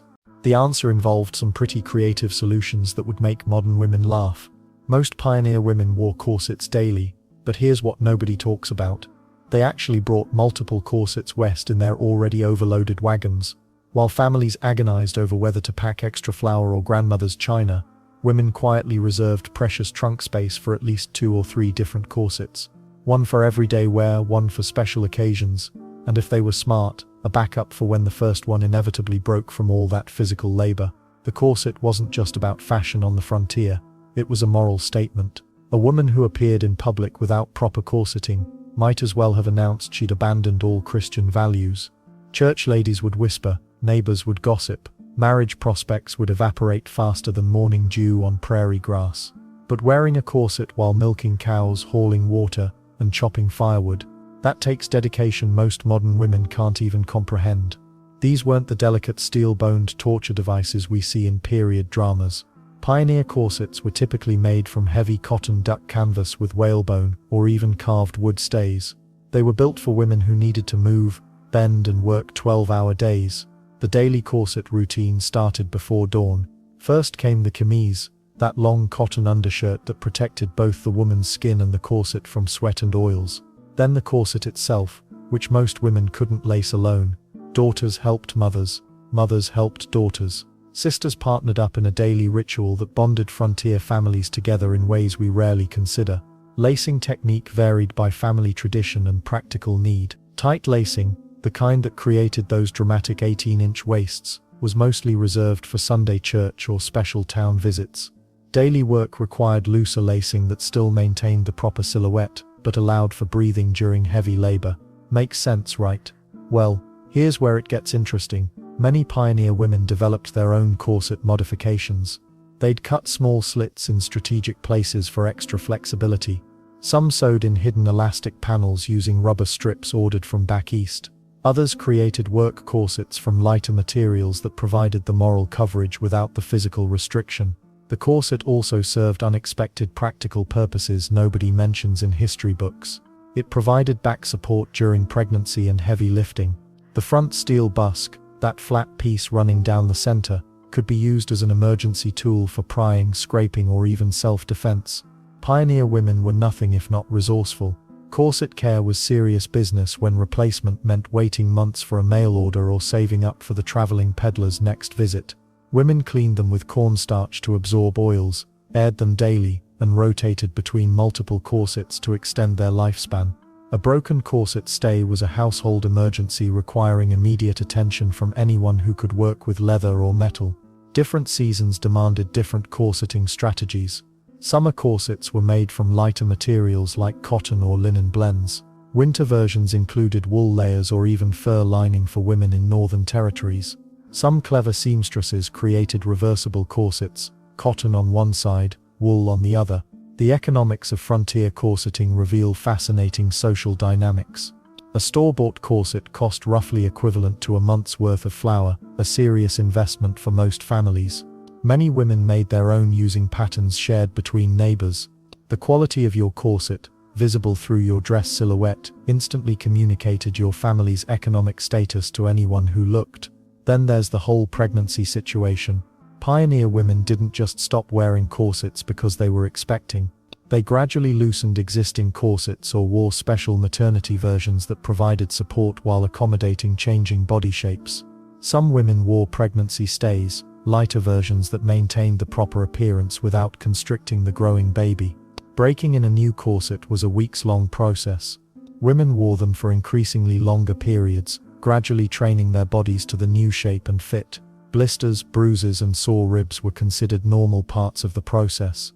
Complaining about corset discomfort was like complaining about the weather, pointless and unladylike. The strangest part, many pioneer women claimed they felt undressed and uncomfortable without their corsets. After years of daily wear, the restriction became a security blanket. Some women even slept in loosely laced night corsets, unable to feel properly supported without that familiar pressure around their torso. Corset accidents happened more often than recorded history suggests. Broken stays could puncture skin. Over-tight lacing caused fainting spells at inopportune moments. Imagine passing out while tending a cooking fire or handling livestock. Yet women continued this daily ritual because social expectations demanded it. As we'll discover, what went on top of these carefully corseted foundations was equally complex and far more colorful than most people realize. Most people think pioneer women just threw on whatever raggedy dress they could find and called it good. Hollywood has us believing these ladies wandered around in shapeless brown sacks, looking like they'd given up on life entirely. Well, that's complete nonsense. Real pioneer women cared deeply about their appearance. They weren't about to let a little thing like living in the middle of nowhere turn them into slobs. These ladies had standards, and those standards were shockingly high. Fashion magazines somehow made their way to even the most remote settlements. Women passed around copies of Godey's Lady's Book, like it was made of gold, studying every dress pattern and hairstyle with intense focus. The truth is, pioneer women brought their fancy clothes west with them. Those silk gowns from back east? They didn't leave them behind. They packed their best dresses, their jewelry, their fine bonnets. Sure, they couldn't wear them every day while milking cows or chopping wood, but they absolutely refused to abandon their sense of style completely. Then there's the whole trunk situation that made everything complicated. Women heading west could only bring 2 trunks on those covered wagons. 2 trunks to hold everything they'd need for their entire new life. Talk about impossible choices. Do you pack an extra bag of flour, or that beautiful blue silk dress you wore to your sister's wedding? Most women agonized over these decisions for weeks. The practical stuff had to come first, obviously. Work dresses, aprons, sturdy shoes, these items earned their place in those precious trunks. But women found creative ways to sneak in their treasures too. Some hid jewelry sewn directly into coat linings. Others chose one absolutely gorgeous dress over several plain ones, figuring they could make more work clothes once they arrived. Many women left behind silk gowns they'd never wear again, and it broke their hearts. These weren't just dresses, they were memories. The green taffeta from their first dance, the white lace from their wedding day. Leaving them meant leaving behind pieces of who they used to be. But here's what's fascinating. Looking good on the frontier wasn't just about vanity. It was about survival, in a way. Pioneer women weren't giving up being ladies just because they'd moved west. They understood that proper appearance showed their family had money and class, even if that money was mostly tied up in land and livestock now. Church on Sunday required your absolute best outfit, no exceptions. Marriage prospects for daughters depended entirely on the family looking respectable. Community standing linked directly to how well you dressed. Other women judged you instantly based on the quality of your Sunday bonnet, and whether your dress had store-bought buttons or homemade ones. And the weird part is, even in the wilderness, women maintained incredibly high standards for what counted as proper. You couldn't just throw on any old thing and hope for the best. Every piece of clothing had to meet certain expectations, even if you were just feeding chickens or tending the vegetable garden. The pressure was real. Women wrote letters back east describing their anxiety about not having the right clothes for different occasions. They worried constantly about what their neighbors thought. One woman's diary entry complained about having to wear the same dress to church 3 weeks in a row because her other good dress had gotten torn and she hadn't finished mending it yet. This obsession with proper appearance created some pretty ridiculous situations. Women would rather suffer in heavy wool dresses during blazing summer heat than appear in public wearing something too casual. They'd endure tight corsets while doing farm work rather than risk being seen as improper. The commitment to fashion was honestly impressive, even if it seems completely insane by today's standards. What's really remarkable is how fashion magazines managed to reach these remote areas at all. Traders carried them along with other goods. Travelers brought them from town to town. Women treasured these magazines like sacred texts, copying patterns by hand and sharing them with neighbors. The hunger for fashion news was so strong that magazines from back east could be 6 months old, and women would still devour every page. The whole thing reveals something important about human nature. Even when people are focused on basic survival, building homes, growing food, staying alive, they still care deeply about beauty and self-expression. Pioneer women refused to let harsh conditions strip away their sense of style and dignity. Of course, maintaining these fashion standards while living in log cabins and sod houses created some interesting challenges. But that's where things get really creative, because pioneer women developed some pretty ingenious solutions to keep themselves looking proper, despite impossible circumstances. The foundation of every proper outfit started with what nobody could see. Here's something that'll shock you about pioneer women. They cared more about their appearance than most modern women do about theirs. Forget everything Hollywood taught you about frontier ladies shuffling around in shapeless brown sacks. These women would rather go hungry than look improper in public. The truth is, pioneer women brought fashion magazines west in their covered wagons. Yes, you heard that right. When space was so precious that families had to choose between extra flour or an extra blanket, women still made room for their copies of Godey's Lady's Book. These magazines got passed from neighbor to neighbor like precious treasure, sometimes traveling hundreds of miles between homesteads. Makes sense, right? A woman might be living in a one-room cabin, but she still wanted to know what fashionable ladies in New York were wearing. But here's where it gets really interesting. Pioneer women didn't just read about fashion, they recreated it using whatever they could find. Take the story of Martha Henderson, who lived on a Nebraska homestead in 1871. She saw a picture of an elegant bustle dress in a magazine and decided she absolutely had to have one. The problem? She was living 200 miles from the nearest store that sold anything fancier than work boots. Well, Martha got creative. She used her old petticoat as the foundation, stuffed it with prairie grass to create the bustle shape, and covered the whole thing with fabric she'd been saving from flour sacks. The result looked almost identical to the magazine illustration. Her neighbors were so impressed that 3 other women asked her to make similar dresses for them. Then there's the fascinating world of color coordination that pioneer women mastered. They couldn't just walk into a store and buy matching accessories, so they had to plan their entire wardrobes like military campaigns. A typical pioneer woman would choose 1 or 2 main colors for all her clothing, maybe blue and white, or brown and cream. Every piece she made had to work with every other piece because she simply couldn't afford to have items that didn't coordinate. This coordination extended to their families too. Pioneer mothers often dressed their entire family in matching or coordinating outfits, especially for church or special occasions. It wasn't just about looking nice, it was about showing the community that this family had their act together. A well-coordinated family suggested prosperity, organization, and moral character. Let's not forget the incredible ingenuity these women showed with accessories. They couldn't buy jewelry, so they made it from whatever materials they could find. Buttons became brooches. Strips of colored fabric became hair ribbons. Some women even carved decorative combs from animal bones, then painted them with homemade dyes to match their dresses. And the weird part is how they managed to stay current with fashion trends despite being hundreds of miles from civilization. Pioneer communities developed informal networks of fashion information that worked better than today's social media. When someone made a trip to a larger town, they'd come back with detailed descriptions of what women were wearing. These descriptions got passed from woman to woman, often changing and evolving like a game of telephone, but somehow the essential style information survived. The seasonal fashion challenges were particularly brutal. Pioneer women had to look fashionable in temperatures that ranged from 100 degrees in summer to 40 below zero in winter. They solved this by creating incredibly sophisticated layering systems. A single dress might be designed to work with 5 different undergarment combinations, allowing a woman to look appropriately fashionable whether she was attending church in July or December. But here's something most people don't realize. Pioneer women were actually fashion innovators. They invented practical solutions that wouldn't become mainstream for decades. For example, they were wearing shorter skirts for practical work long before it became acceptable in cities. They developed quick change systems that let them switch from work clothes to presentable outfits in minutes. They even created early versions of mix-and-match wardrobes, designing pieces that could be combined in multiple ways to create different looks.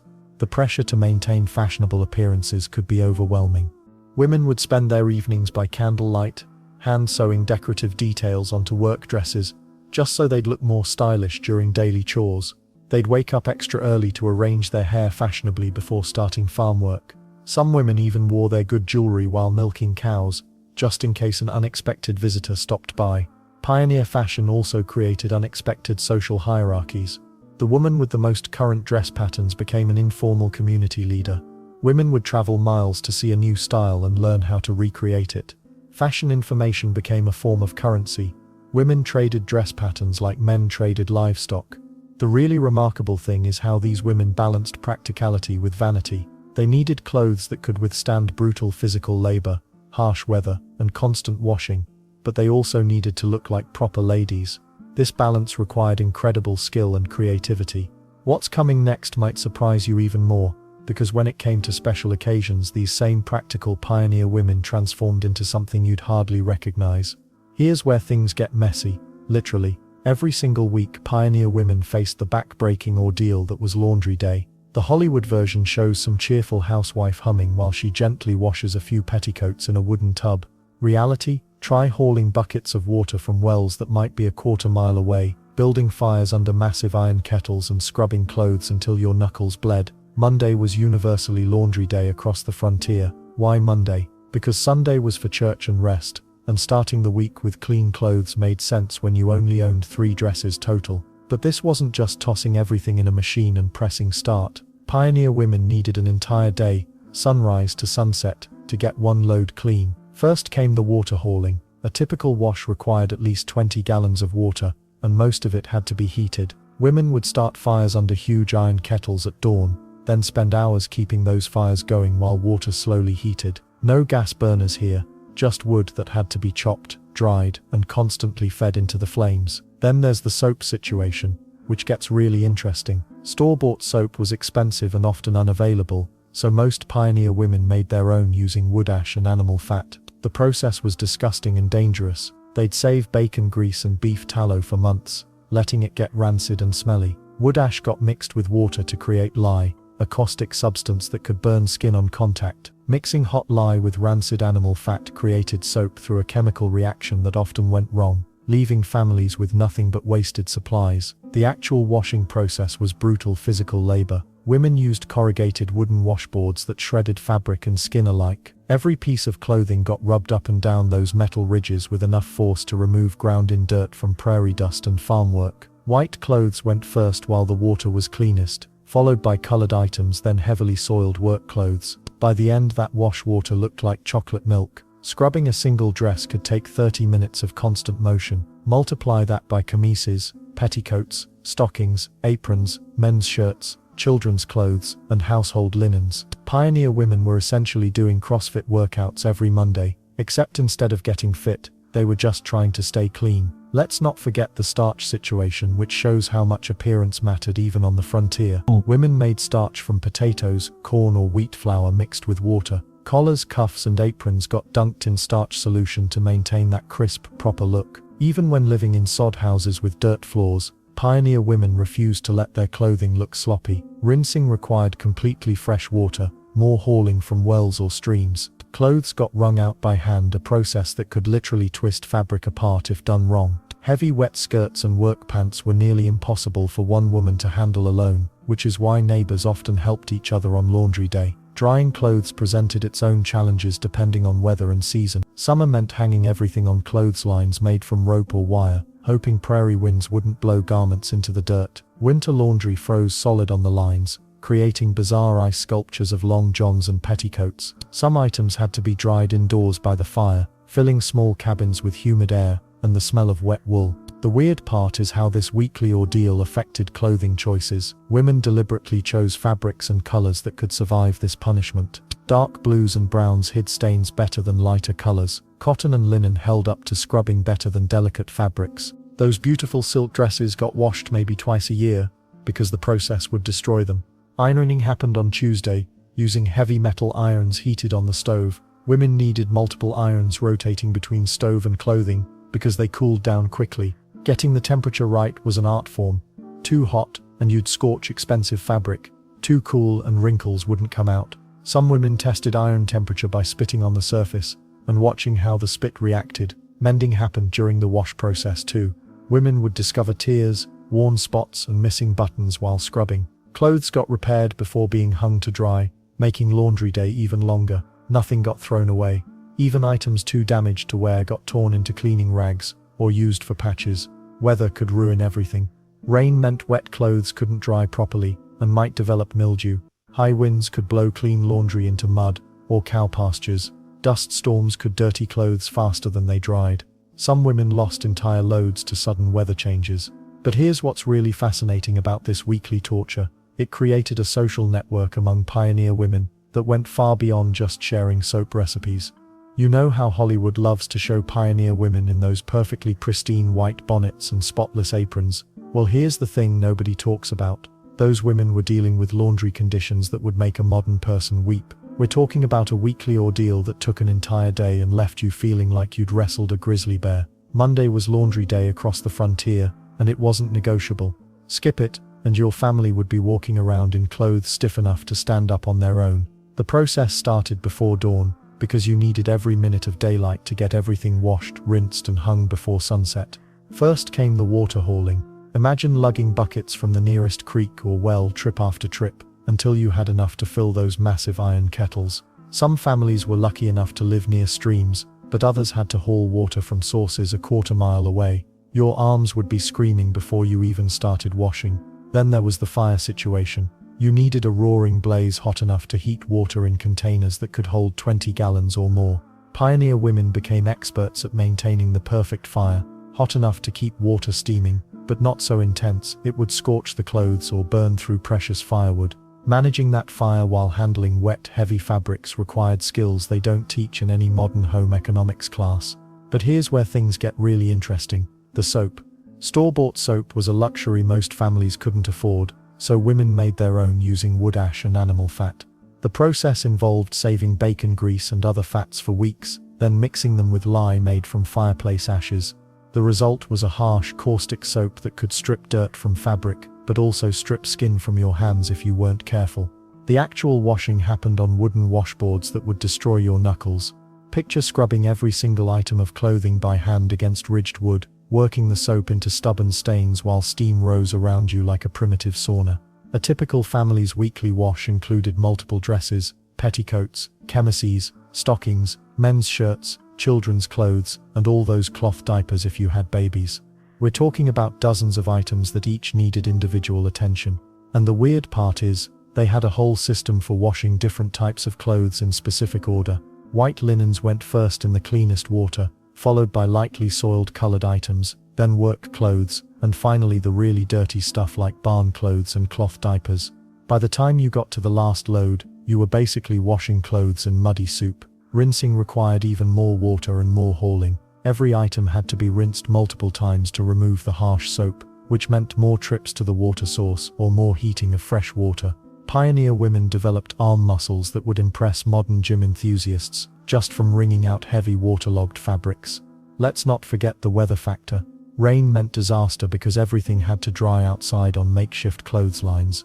Winter washing was particularly brutal. Clothes would freeze solid on the line, and you'd have to bring them inside still frozen, then hang them around the cabin to finish drying.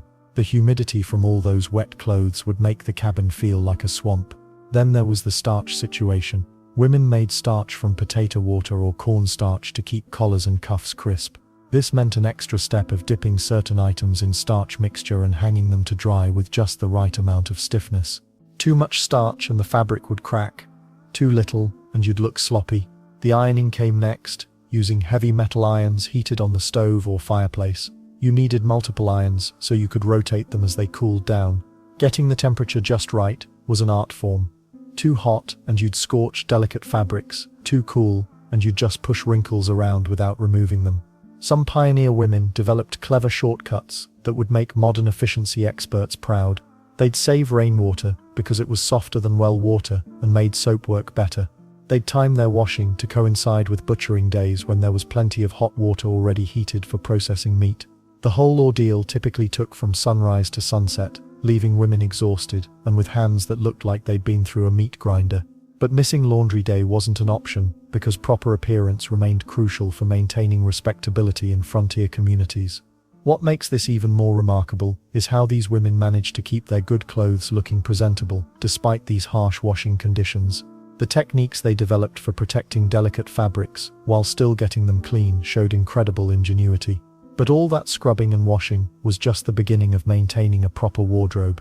The real challenge came when clothes started showing wear and tear from frontier life. Pioneer women faced death constantly, and their clothing reflected this harsh reality in ways that might shock us today. When someone died, and trust me, it happened a lot more often than we'd like to think, the entire community had to follow strict mourning dress codes that were basically fashion prison sentences.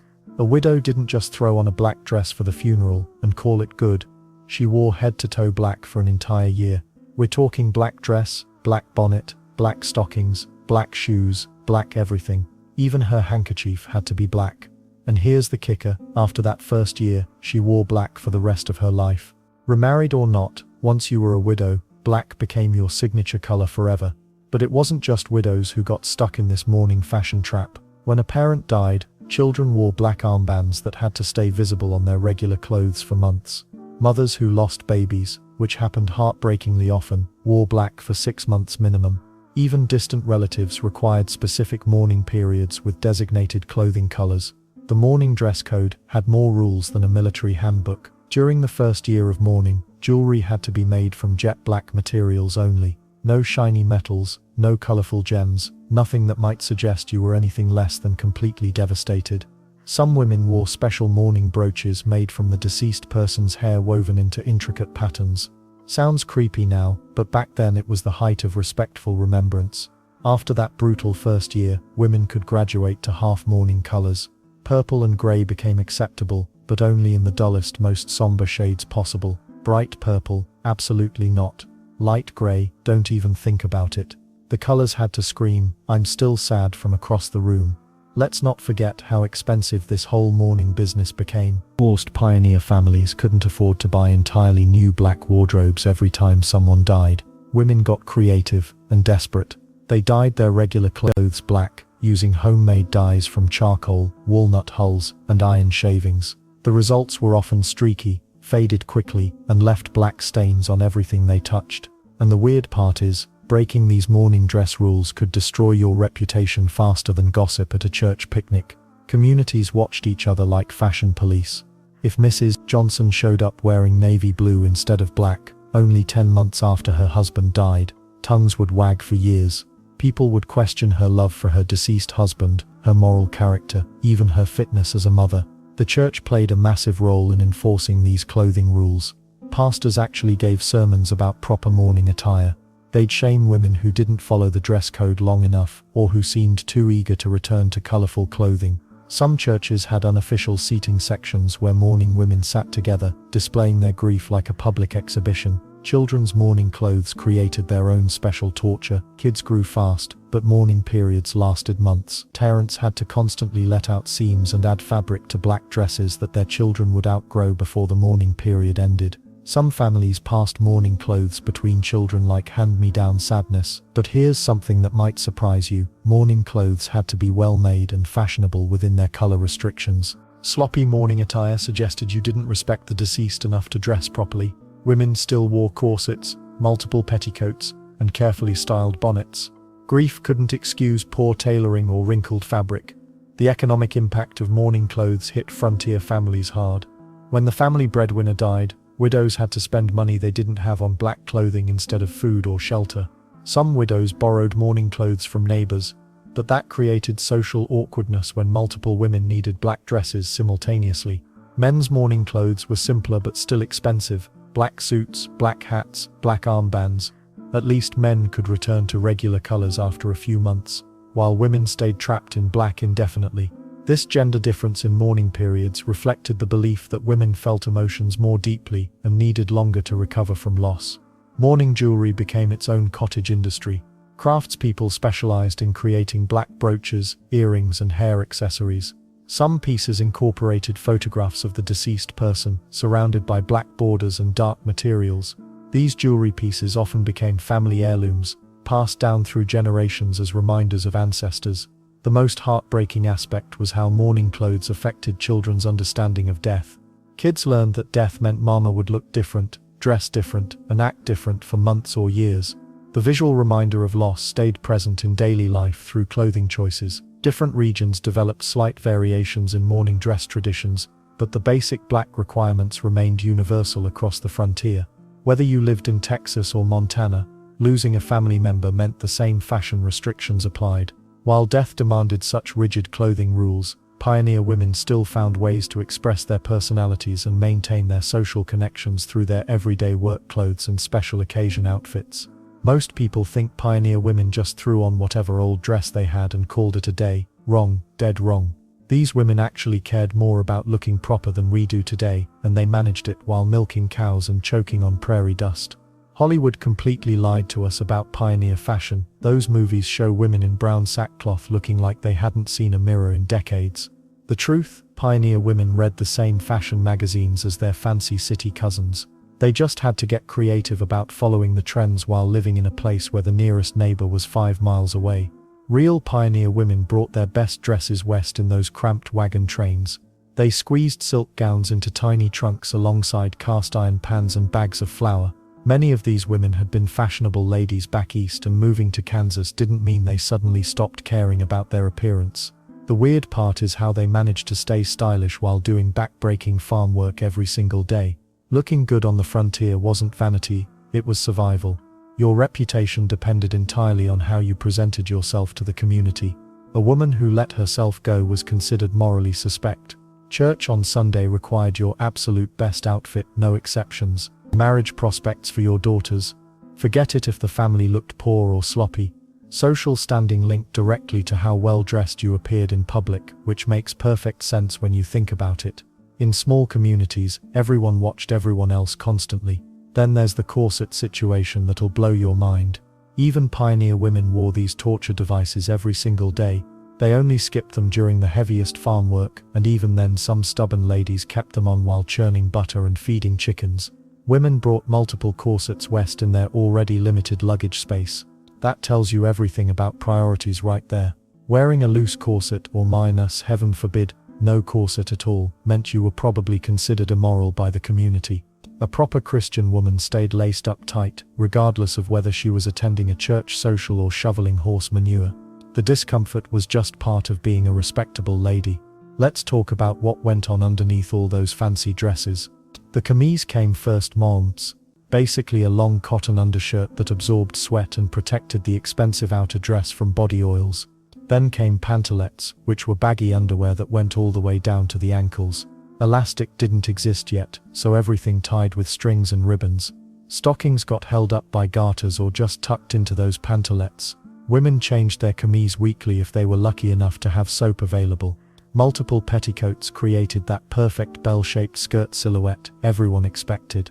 Different petticoats for different occasions and weather conditions. Heavy wool ones in winter, light cotton ones in summer. Some wealthy women had horsehair sewn into their petticoats to make skirts stick out even more dramatically. The really well-off ladies owned 6 or more different petticoats, which seems excessive until you realize these things wore out fast from constant washing and hard use. Calico became the miracle fabric of the American West, but not for the reasons you'd expect. This wasn't the flowery printed stuff we call calico today. Original calico was tough, unprocessed cotton that could handle serious abuse. Lighter than canvas but way stronger than regular cotton fabric. You could wash it over and over without it falling apart, which was crucial when laundry day happened maybe once a week if you were lucky. General stores sold calico in dozens of different colors, usually for about 10 cents per yard in the 1860s. That might not sound like much, but it was a significant expense for most families. Women often bought white or grey calico and dyed it themselves using whatever they could find. Speaking of dyes, pioneer women got incredibly creative with colors. They used berries, bark, roots, and even insects to create beautiful fabric colors.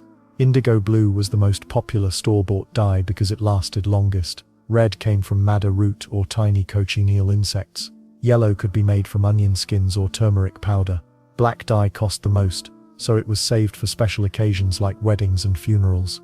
Everything changed in 1867 with something called the wash dress revolution. Someone finally designed a 2-piece white cotton dress specifically for easy washing. This became hugely popular across the entire American West because you could launder it weekly without damage or fading. Rich women and poor women wore identical styles, making it the first example of mass-produced practical women's fashion. But here's what's really fascinating about these practical daily dresses. They still maintained feminine silhouettes despite being designed for hard work. Pioneer women weren't giving up on looking like ladies, even when the situation demanded they act like field hands. The balance between practicality and proper appearance created fashion innovations that would influence women's clothing for decades to come. Most people think pioneer women just threw on whatever rags they could find and called it a day. Hollywood has fed us this myth for decades, showing frontier ladies in shapeless sackcloth dresses that look like they were sewn by a drunk scarecrow. The reality, these women cared deeply about their appearance and would rather die than look improper in public. Pioneer women brought their finest clothes from back east, cramming silk gowns and fancy bonnets into those precious 2 trunks allowed on the wagon train. They subscribed to fashion magazines that somehow made their way to the most remote trading posts. Godey's Lady's Book reached settlements where you couldn't find fresh milk for weeks. Makes sense when you realize that looking respectable meant survival in frontier society. The journey west forced impossible choices.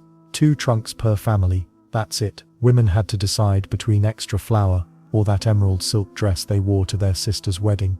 Most chose practicality, but they mourned those left behind gowns like lost children. The smart ones hid jewelry sewn into coat linings and tucked lace trim into corset stays. Every scrap of beauty that could fit made the trip. But here's what most people don't understand. These women weren't giving up on being ladies just because they moved west. Proper appearance showed the community your family had money and class. Church on Sunday required your absolute best outfit, even if you'd been mucking out pig stalls all week. Marriage prospects for daughters depended entirely on the family looking respectable, community standing linked directly to how well you dressed your children and yourself. Even more shocking, pioneer women wore corsets every single day in the wilderness, only skipped them during the heaviest farm work like hauling water or birthing calves. They brought multiple corsets west in their already limited luggage space. Why? Because loose corsets meant you were probably considered immoral. A proper Christian woman stayed tight-laced, even while churning butter or planting corn. The undergarment situation gets complicated fast. First came the camise, basically a long cotton undershirt that absorbed sweat and protected the corset from body oils. Then pantalettes, which were baggy underwear extending to the ankles. Remember, elastic didn't exist yet, so everything tied with strings and ribbons. Stockings held up by garters or tucked into the pantalettes. Women changed their camise weekly if soap was available. If not, well, you made do. Multiple petticoats created that perfect bell-shaped silhouette. Everyone expected from respectable ladies. Different petticoats for different occasions and weather conditions. Heavy wool ones in winter, light cotton in summer. Some had horsehair sewn into the fabric to make skirts stick out properly. Wealthy women owned 6 or more different petticoats, which seems insane until you realize your entire social standing depended on maintaining that feminine shape. Then there's calico, the miracle fabric of the American West. Most people think calico means flowery patterns, but frontier calico was tough, unprocessed cotton, lighter than canvas but stronger than regular cotton fabric. You could wash it repeatedly without it falling apart, which mattered when you owned 3 dresses total. General stores sold it in dozens of colors for about 10 cents per yard in the 1860s. Let's not forget the creativity required for color. Women dyed their own fabric using whatever nature provided. Berries and bark created beautiful shades most city ladies never saw. Indigo blue was the most popular store-bought dye, but red came from madder root or crushed cochineal insects. Yellow from onion skins or turmeric powder. Black dye cost a fortune, so families saved it for mourning clothes and special occasions. The wash dress revolution of 1867 changed everything. Someone finally designed a 2-piece white cotton dress specifically for easy washing. It became wildly popular across the entire American West because you could launder it weekly without damage. Rich and poor women wore identical styles. The first real example of mass-produced practical women's fashion. Daily work dresses had to balance femininity with function. Skirts hemmed 3 inches shorter than city fashion to avoid dragging in mud. Weights sewn into hems prevented prairie winds from lifting skirts inappropriately. Sleeves loose enough for milking cows but fitted bodices that still showed a feminine waist. High collars protected necks from brutal sun damage that could age a woman decades in just a few years. And the weird part is, every woman owned multiple aprons for different purposes. They used aprons to carry eggs, vegetables, and small tools around the homestead. Emergency baby blankets, signal flags for help, protection for expensive dress fabric. Aprons did everything. A pioneer woman without her apron was like a cowboy without his hat. But even with all these practical considerations, Sunday clothes remained fancy. Silk dresses carefully preserved, fashion magazines shared between neighbors, wedding dresses altered into best church outfits. These women refused to let the wilderness strip away their sense of style and propriety. Speaking of propriety, the hat situation reveals just how seriously pioneer women took sun protection. You want to know something that'll blow your mind? Most pioneer seamstresses weren't just women sitting around their homesteads with needle and thread. These were traveling professionals who moved from settlement to settlement like medieval merchants, carrying entire wardrobes worth of skills in their heads and the latest fashion secrets from back east. Picture a woman showing up at your remote cabin with a carpet bag full of needles, thread, and patterns that looked like they came straight from New York City. That's exactly what happened across the frontier. These seamstresses operated on seasonal routes, hitting the same homesteads every spring and fall like clockwork. They'd spend 2 or 3 days at each place, cranking out custom dresses faster than you could milk a cow. The weird part is how they got paid. Cash money was rarer than hen's teeth on most homesteads, so these seamstresses developed a whole barter economy around clothing. Room and board for a week, plus maybe a bushel of wheat and some preserved meat. That could get you a complete Sunday dress with all the trimmings. Some seamstresses even accepted livestock as payment. One documented case in Kansas shows a seamstress who took a pig in exchange for making an entire family's winter wardrobe. But here's where it gets really interesting. These traveling seamstresses were basically the internet of their time when it came to fashion information. They'd carry news about what women were wearing in Chicago, what colors were popular in St. Louis, and which sleeve styles were considered fashionable in Philadelphia. A homesteader wife might not see another woman for months, but when the seamstress showed up, she got a complete download of current fashion trends. Let's not forget these women were also walking libraries of sewing techniques. They knew 17 different ways to set a sleeve, could create buttonholes that looked machine-made, and had memorized patterns for everything from baby clothes to funeral dresses. Many pioneer women learnt their most advanced sewing skills from these traveling professionals, techniques that got passed down through families for generations. The seamstresses brought something else too: competition and quality standards. When you're sewing your own clothes in isolation, you might get sloppy with your stitches or settle for good enough. But when a professional shows up and creates a dress with perfect seams and elegant details, suddenly your own work looks pretty amateur. This drove pioneer women to improve their own skills during the months between visits. Then there's the social aspect that nobody talks about. These seamstresses were often the only outside adult company a homesteader wife would see for weeks. They brought gossip from other settlements, news about marriages and deaths, and stories from the wider world. While they worked, they'd chat about everything from recipes to politics. Some women looked forward to seamstress visits more for the conversation than the clothing. The pricing system these professionals used was fascinating. They charged by complexity, not just time. A basic work dress might cost the equivalent of 2 days' room and board, but a fancy dress with pleated bodice, decorative buttons and hand-stitched trim, that could run you a month's worth of eggs, plus a side of bacon. The seamstresses had detailed mental catalogues of what each element was worth, and the weird part is how they handled sizing and fittings. These seamstresses could look at a woman and estimate her measurements within half an inch. They'd develop techniques for adjusting fit during construction that meant fewer time-consuming fittings. Some could even make clothes for family members who weren't present, working from descriptions like "she's built like her mother but a bit shorter in the waist." Quality control was serious business too. A traveling seamstress lived or died by her reputation, which spread faster than wildfire across frontier communities. Make one dress that fell apart after a month of wear, and word would reach the next 3 settlements before you did. The best seamstresses guaranteed their work nite. If something went wrong with construction within the first year, they'd fix it free on their next visit. But here's the part that really shows how important these women were. They often served as unofficial fashion police, gently steering pioneer women away from styles that were too outdated or inappropriate. A seamstress might suggest updating an old-fashioned collar, or talk a woman out of a color that didn't suit her. They understood that looking ridiculous was worse than looking plain on the frontier, where community judgment was harsh and permanent. Some seamstresses specialized in specific types of garments. Wedding dress specialists traveled longer circuits, timing their visits around engagement announcements. Children's clothing experts showed up right before school started, and mourning dress seamstresses, yes, that was a real specialty, could appear within days of a death, somehow having heard the news through frontier communication networks that remain mysterious to this day. The most successful seamstresses built relationships that lasted decades, watching pioneer families grow and prosper. They'd make a bride's wedding dress, then return years later to create christening gowns for her babies, and eventually Sunday dresses for her daughters. These weren't just business relationships, they were threads that helped weave isolated frontier families into a larger community fabric. What's remarkable is how these professional clothing makers managed to maintain such high standards while working in primitive conditions, often setting up their operations in one-room cabins with whatever light and space was available. Those pioneer women who made it through the brutal wagon train journey and finally claimed their homestead faced an immediate problem nobody warned them about. Their carefully preserved Sunday best dresses were gorgeous, sure, but completely useless for the reality of frontier life. You can't milk a cow in silk. Well, technically you could, but that cow would destroy your dress faster than you could say butter churn. The daily grind of homestead life demanded clothes that could survive abuse.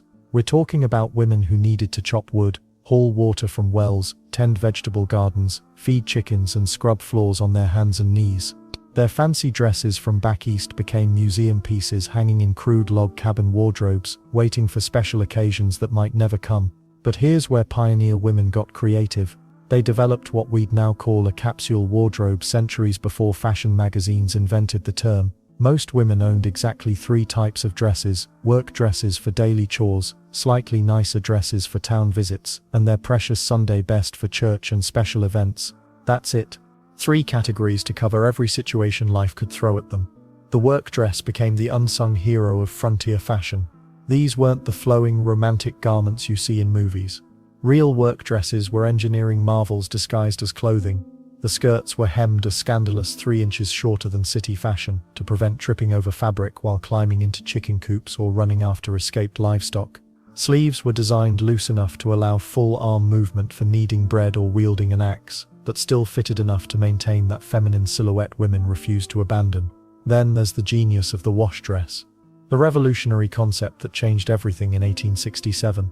This 2-piece white cotton dress was specifically designed to survive weekly washing without falling apart or losing its shape. Rich women and poor women wore identical styles, creating the first truly democratic fashion statement in American history. You could scrub these dresses with lye soap, boil them in iron kettles and hang them on barbed wire to dry. They'd come out looking respectable every single time. Let's not forget the apron situation. Every pioneer woman owned at least 4 aprons in constant rotation. These weren't decorative accessories, they were multi-purpose survival tools. Women used aprons to carry eggs from the henhouse, gather vegetables from gardens, protect expensive dress fabric from grease spatters, and even signal for help by waving white aprons like flags. Some women could change a baby's diaper using nothing but their apron and some creek water. Now that's frontier innovation. The color choices for work dresses revealed surprising practical wisdom. Brown and gray dominated not because women lacked fashion sense, but because these colors hid dirt and stains better than lighter shades.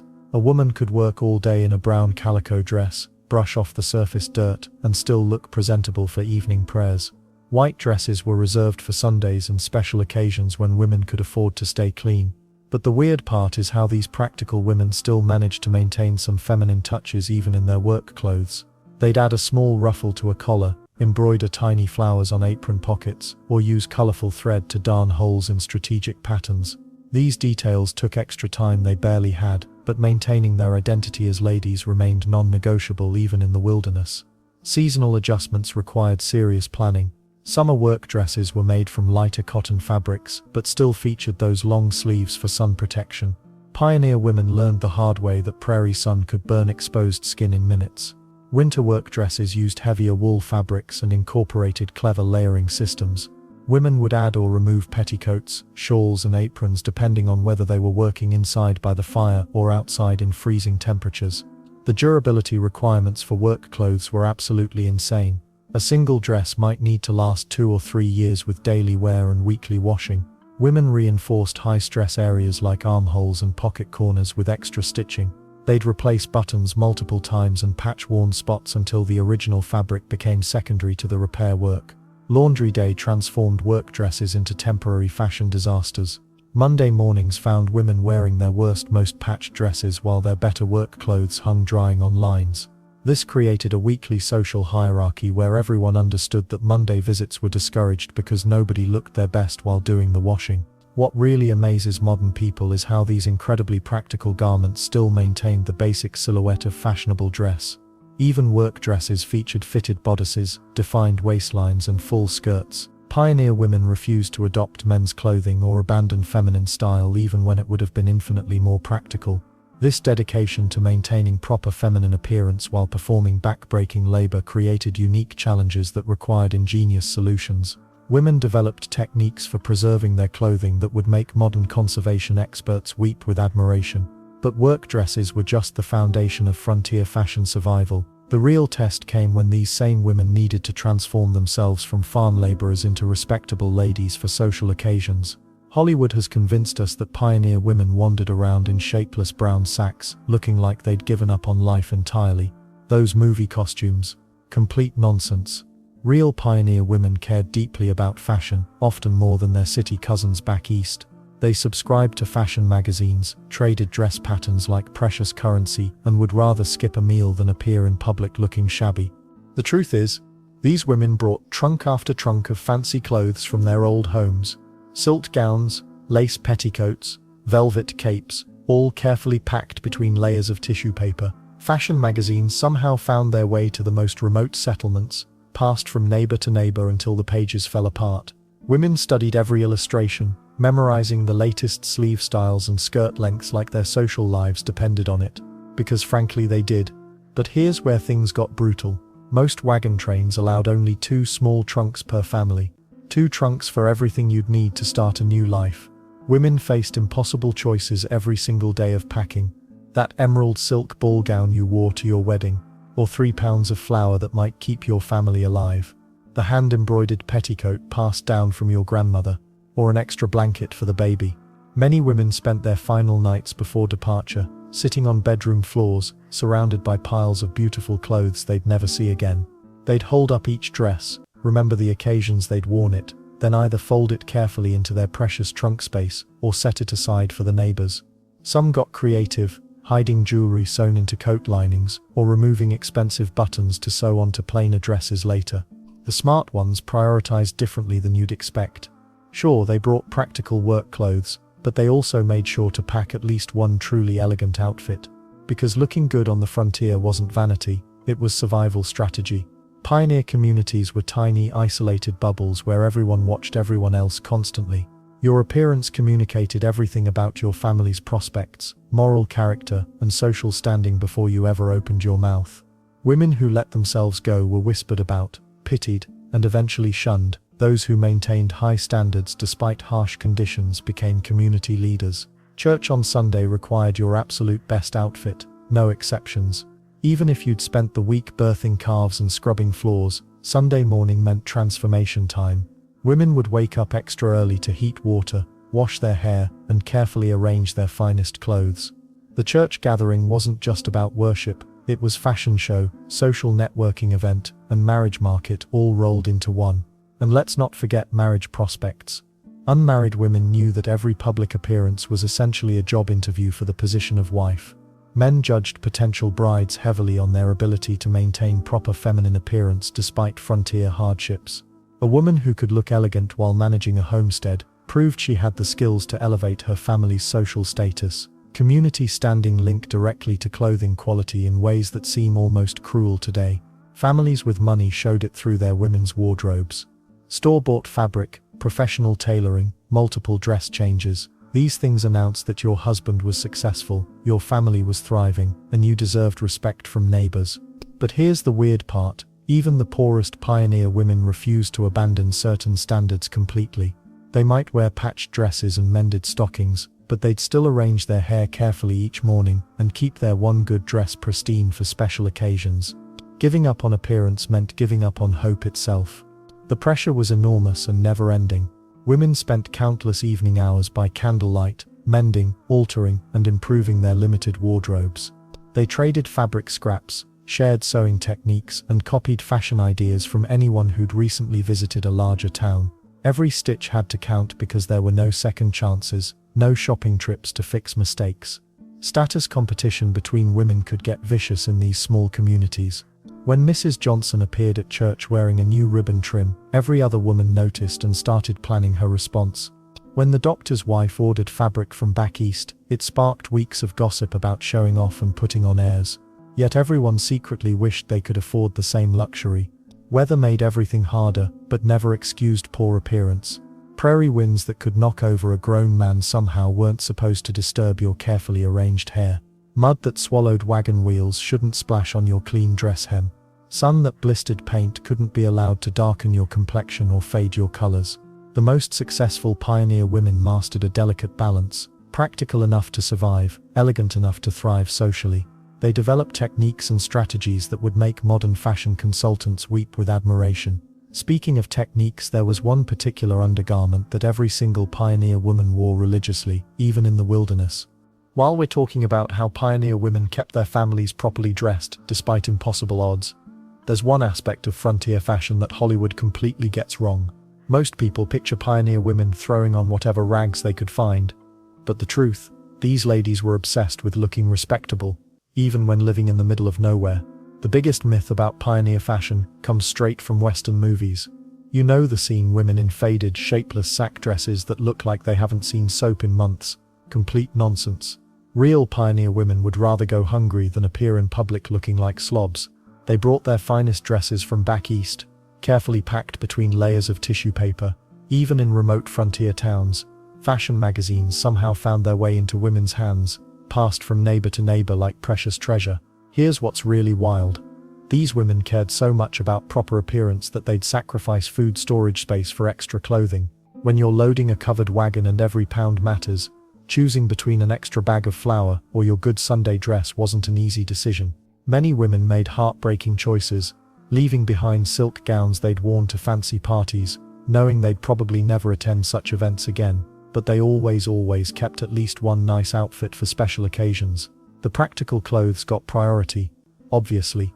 Work dresses made from sturdy calico, aprons that could survive daily farm chores, and boots tough enough for barn work. But even these everyday clothes followed proper fashion rules. Skirts still reached the ankles, sleeves covered arms completely, necklines stayed high and modest. Pioneer women weren't abandoning civilization, they were bringing it with them, one carefully pressed collar at a time. Then there's the jewelry situation that'll blow your mind. Women couldn't pack jewelry boxes, but they found creative ways to bring precious pieces west. Some sewed wedding rings into coat linings, others hid pearl earrings in the padding of corsets. One woman reportedly carried her grandmother's diamond brooch sewn into her petticoat waistband for the entire 6-month journey to California. These weren't just sentimental keepsakes, they were insurance policies and status symbols rolled into one. Church attendance made proper clothing absolutely critical. Sunday morning meant everyone in the community would see exactly what kind of family you came from. Women would spend Saturday evenings pressing their best dresses with heated irons, polishing whatever decent shoes they owned, and arranging their hair in the latest styles they'd seen in those passed around magazines. Missing church because you didn't have proper clothes to wear. That was social suicide on the frontier. Marriage prospects depended entirely on looking respectable, especially for young unmarried women. A girl who showed up to town gatherings in wrinkled, poorly fitted clothes sent a clear message that her family lacked money, taste, or both. Eligible bachelors wanted wives who could maintain proper appearances and raise children with good manners. Your dress quality literally determined your future happiness in many cases. Community standing got measured by clothing choices in ways that seem crazy today. The woman wearing store-bought buttons instead of homemade ones obviously had trading post connections.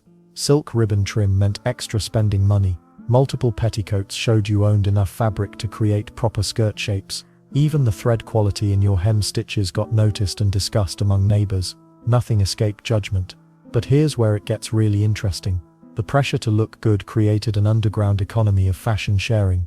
Women borrowed each other's good dresses for special occasions. Skilled seamstresses traded dressmaking services for vegetables or childcare help. Fabric scraps got passed around like currency, with women hoarding good pieces for future projects. One particularly clever woman might own the only decent hat in town and rent it out for church services. The most shocking part, even during the hardest times, crop failures, harsh winters, family illnesses, women still prioritized looking presentable in public. They'd patch dresses invisibly, turn collars to hide wear spots, and dye faded fabric back to acceptable colors using whatever plants they could find. Pride demanded maintaining appearances no matter what disasters struck the family. And speaking of disasters, the laundry situation created its own fashion challenges. When washing clothes required an entire day of back-breaking labor, you couldn't exactly change outfits whenever something got dirty. Women developed strategies for keeping their limited wardrobe as clean as possible, rotating between work clothes and slightly better clothes depending on who might see them that day. Regional differences also played huge roles in what women could wear and when. Desert communities developed different sun protection strategies than mountain settlements. Southern pioneers dealt with different fabric challenges than northern families. But everywhere the basic rule remained the same: look as proper and prosperous as your circumstances allowed. While we've covered how much appearance mattered to these fashion-conscious frontier women, the real question becomes, how did they actually manage to pack everything they needed for looking good into just 2 small trunks on those crowded wagons heading west? Speaking of all those layers pioneer women wore, let's talk about what happened underneath it all. Those hidden foundations that nobody talks about but absolutely made or broke a woman's entire look on the frontier. First came the chemise. Think of it as the pioneer version of a really long undershirt made from cotton or linen. This thing went from neck to knees and served as the barrier between your skin and that scratchy wool dress. Women changed these weekly if they had soap, monthly if they didn't. The chemise absorbed sweat, protected expensive outer clothes from body oils, and gave you something clean against your skin even when everything else felt grimy. But here's where it gets interesting. Over the chemise came pantalettes, basically baggy underwear that went all the way down to your ankles. These weren't like modern underwear at all. Picture loose cotton pants with drawstrings at the waist and ties at the ankles. Pioneer women wore these under their dresses for modesty, but also for protection when climbing over wagon wheels or working around animals. Makes sense, right? Then there's the stocking situation. No elastic existed yet, so women wore long wool or cotton stockings that came up to the knee. These got held up by garters, basically ribbons or strips of fabric tied around the leg. Some women tucked their stockings into their pantalettes instead. Either way, keeping your stockings up while doing farm work became a daily battle. Well, the really wild part is how everything tied together with strings. Literally everything. Your chemise tied at the neck, your pantalettes tied at the waist and ankles, your petticoats tied around your waist. Pioneer women spent serious time every morning just tying themselves into their clothes. One loose knot could mean your underwear falling down at the worst possible moment. Let's not forget the corset situation we touched on earlier. Even in the middle of nowhere, proper ladies wore their corsets daily.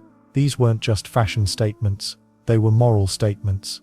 A woman who didn't wear her corset was basically announcing she'd given up on being respectable. The corset went over the chemise but under everything else, creating that tiny waist shape even when you were milking cows. And the weird part is how much extra laundry all these undergarments created. Every week women washed chemises, pantalettes, stockings and sometimes corset covers. That's 4 or 5 extra pieces of clothing per person, all needing to be scrubbed by hand, dried and mended. Pioneer women spent entire days just washing underwear. But why go through all this trouble? Because being caught without proper undergarments was social suicide on the frontier. Church ladies gossiped about everything, and they definitely noticed if someone's silhouette looked wrong or if they moved too freely. Your undergarments proved you were still civilized despite living in the wilderness. Then there's the seasonal underwear problem nobody mentions. Summer meant lighter cotton chemises and pantalettes. Winter required wool everything, which itched like crazy but kept you from freezing. Some women had special flannel underwear for the coldest months. Rich women owned different undergarments for different seasons, while poor families made one set last all year. The really practical pioneer women modified their undergarments for frontier life. They shortened pantalettes to avoid mud and manure. They reinforced chemises at stress points with extra fabric. Some even added pockets to their pantalettes since dresses rarely had useful pockets. These women understood that survival meant adapting everything, even underwear, to harsh realities. Young girls learned to manage all these undergarments from childhood. Mothers taught daughters the proper order for getting dressed, how to tie everything securely, and which pieces were absolutely necessary versus optional. Getting dressed took 15 minutes minimum, even for experienced women. What's really surprising is how undergarments affected pioneer women's health. All those tight ties around the waist restricted digestion. Dirty chemises caused skin problems. Wool underwear triggered rashes and allergies. But women accepted these problems because improper undergarments meant social death in small communities. The economics of underwear also shaped frontier life. Fabric for undergarments came before fabric for outer clothes in family budgets. Women went without new dresses before going without clean chemises. Trading posts sold more underwear fabric than any other type because it wore out fastest from constant washing and daily wear. Pioneer women developed tricks for making undergarments last longer. They patched holes in chemises with fabric from worn-out outer clothes. They reinforced pantalettes with double seams at stress points. They rotated between sets to let fabric rest between wearings. Every scrap of cotton or linen got recycled into underwear before anything else. But here's what really mattered about all these hidden layers. They created the foundation for everything else. Without proper undergarments, your dress hung wrong, your corset didn't fit right, and your entire appearance screamed improper woman. These invisible pieces of clothing held together not just your outfit, but your social standing in the community. Speaking of holding things together, those multiple petticoats over all these undergarments created some serious engineering challenges. Remember how we talked about pioneer women looking proper even in the wilderness? Well, here's something Hollywood definitely got wrong. These ladies weren't just throwing on any old dress and calling it a day. They had a whole system for different occasions, and it was way more complicated than you'd think. Daily work dresses were like the Swiss Army knife of pioneer clothing. Practical? Absolutely. Boring? Not even close.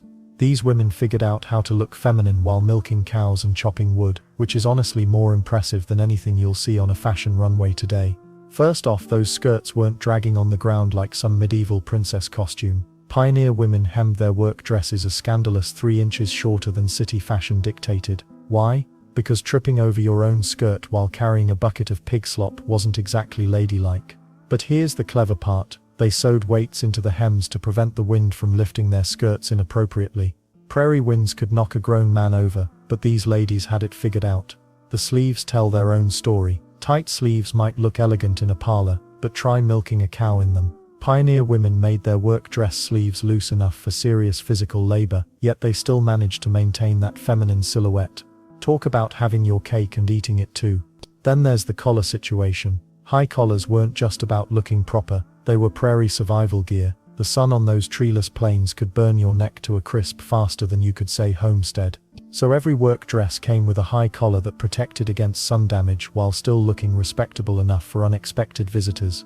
But wait, it gets better. Those fitted bodices weren't just for show. Even during the heaviest farm work, pioneer women refused to give up their waistlines completely. They found ways to show that feminine shape without sacrificing functionality. The dresses were fitted enough to look like a woman was wearing them, but not so tight that bending over to feed chickens would split the seams. The fabric choices for work dresses were pure genius. We're talking about that miracle calico again. Tough enough to withstand daily abuse, but still nice enough that you wouldn't be embarrassed if the preacher stopped by. These women could wash their work dresses weekly without them falling apart, which was revolutionary for the time. Color was crucial too. Dark colors hid stains better, but they also absorbed more heat during those brutal summer days. Light colors stayed cooler but showed every speck of dirt. Pioneer women often compromised with medium tones, browns, deep blues, and muted greens that could handle both the heat and the mess. Let's not forget the genius of removable elements. Many work dresses featured detachable collars and cuffs that could be switched out when they got too dirty. Why wash an entire dress when you could just swap out the parts that got the grimmiest? These women were thinking like modern engineers, just with needle and thread instead of computers. The dress construction itself was built for durability. Double-stitched seams, reinforced stress points, and strategic placement of pockets that wouldn't tear under the weight of tools or eggs. Every single stitch was planned for maximum functionality. And the weird part is how they managed to make these practical work dresses still look distinctly feminine. The skirts were full enough to maintain that proper silhouette, even when shortened for practicality. The necklines were modest but flattering. The overall effect was unmistakably female, even when the woman wearing it was doing traditionally male work. Weather played a huge role in work dress design too. Summer work dresses were made from lighter fabrics with shorter sleeves when possible, though full coverage was still preferred for sun protection. Winter work dresses involved multiple layers and heavier materials, but they still maintained that essential feminine shape underneath all the practical bulk. The cleaning factor was always top of mind. Work dresses had to be washable repeatedly without falling apart or fading beyond recognition. This meant certain fabrics were off limits. Certain dyes couldn't be used, and certain decorative elements were purely impractical. Most importantly, these work dresses had to transition quickly. A pioneer woman might be feeding pigs in the morning and greeting the circuit preacher in the afternoon. Her work dress needed to look presentable enough for unexpected company, even if it wasn't her Sunday best. The apron became the work dress's best friend. It protected the dress fabric from the worst stains and damage while adding an extra layer of practicality.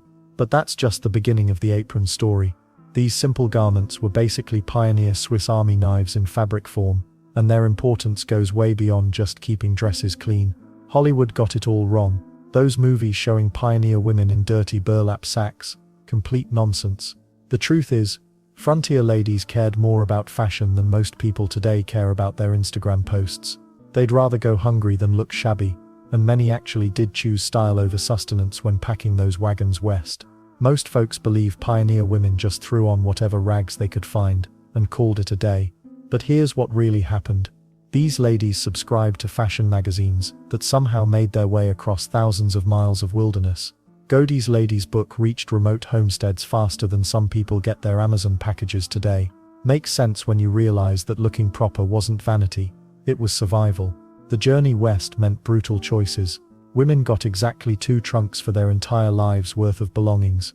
2 trunks. That's smaller than what some people pack for a weekend trip. So what did they choose? Many left behind silk ball gowns they'd worn to fancy parties back east. Others hid jewelry sewn inside coat linings, hoping nobody would discover their secret treasures during the long trek. But here's the thing, practical didn't mean ugly. Pioneer women weren't giving up on being ladies just because they were milking cows instead of attending tea parties. Sunday church required your absolute best outfit, no exceptions. Your marriage prospects depended entirely on looking respectable, and community standing was directly linked to how well you dressed. Wear a wrinkled skirt to the general store. Good luck getting invited to the next barn raising. Even more shocking, every single pioneer woman wore a corset daily. Yes, even while hauling water and chopping wood. They only skipped corsets during the heaviest farm work, and many brought multiple corsets west in their precious limited luggage space. Why? Because loose corsets meant you were probably considered immoral. A proper Christian woman stayed tightly laced, wilderness or not. Then there's the whole undergarment situation that nobody talks about. First came the camise, basically a long cotton undershirt that you changed weekly if soap was available. Over that went pantalettes, which were baggy underwear extending to the ankles. Remember, elastic didn't exist yet, so everything tied with strings. Stockings got held up by garters or tucked into pantalettes. Getting dressed took forever. The real magic happened with petticoats. Multiple layers created that perfect big skirt shape everyone expected. Different petticoats for different occasions and weather, heavy ones in winter, light ones in summer. Wealthy women owned 6 or more different petticoats. Some even had horsehair sewn in to make skirts stick out properly. Can you imagine doing barn chores in all those layers? Well, here's where calico becomes the hero of our story. Real calico wasn't those pretty flowery prints you see in craft stores today. It was tough, unprocessed cotton. Lighter than canvas but stronger than regular fabric. You could wash it repeatedly without it falling apart, which was crucial when laundry day happened once a week at best. General stores sold it in dozens of colors for about 10 cents per yard in the 1860s. But women wanted more than plain fabric. They dyed their own materials using whatever they could find. Indigo blue was the most popular store-bought dye, but red came from madder root or crushed cochineal insects. Yellow came from onion skins or turmeric powder. Black dye cost too much for everyday use, so it got saved for morning dresses and special occasions. Everything changed in 1867 with the wash dress revolution.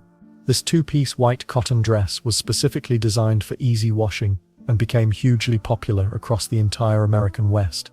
Rich and poor women wore identical styles, the first example of mass-produced practical women's fashion. You could launder it weekly without damage or fading, which was revolutionary for women tired of babying their clothes. Daily work dresses had to balance form with function. Skirts got hemmed 3 inches shorter than city fashion allowed, with weights sewn into hems to prevent wind from lifting skirts inappropriately. Sleeves stayed loose enough for milking cows and chopping wood, while high collars protected necks from brutal prairie sun damage. Yet somehow fitted bodices still managed to show that feminine waist shape. Let's not forget the all-important apron.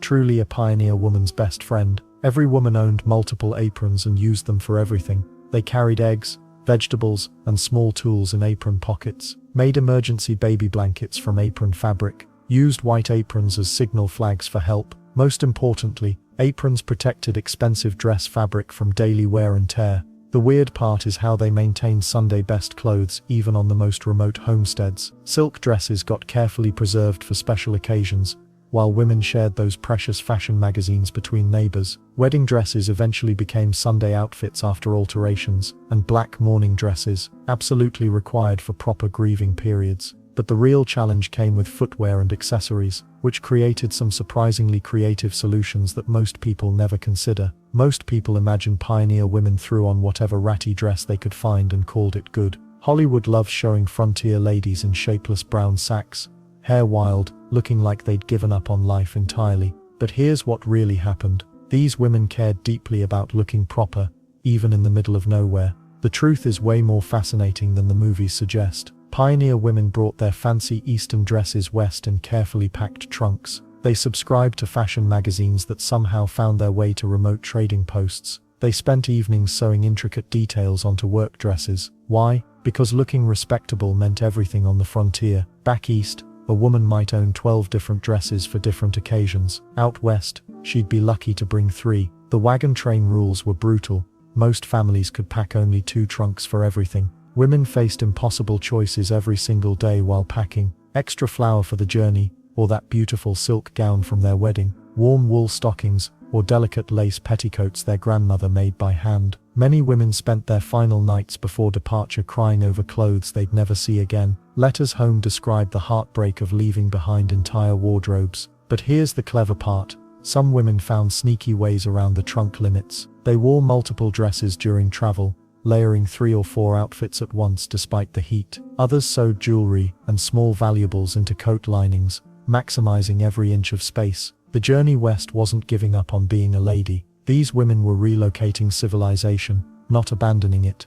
Community standing linked directly to appearance, just like back east. Church on Sunday required your absolute finest outfit, even if that church was just a clearing under some trees. Marriage prospects for unmarried daughters depended entirely on looking respectable and well-bred. Well, here's where it gets really interesting. Even in the wilderness, pioneer women wore corsets every single day. Yes, you heard that right. They brought multiple corsets west in their precious limited luggage space. Skipping your corset meant you were probably considered loose or immoral. Proper Christian women simply didn't appear in public without that structured foundation. The corset came off only during the heaviest farm work, birthing calves, hauling water from distant wells, or chopping firewood in emergencies. The rest of the time, laced up tight, even while kneading bread or scrubbing floors. Makes sense when you realize that appearing proper mattered more than physical comfort. But the corset was just the beginning of the undergarment story. First came the camise, basically a long cotton undershirt that absorbed sweat and protected the corset from body oils.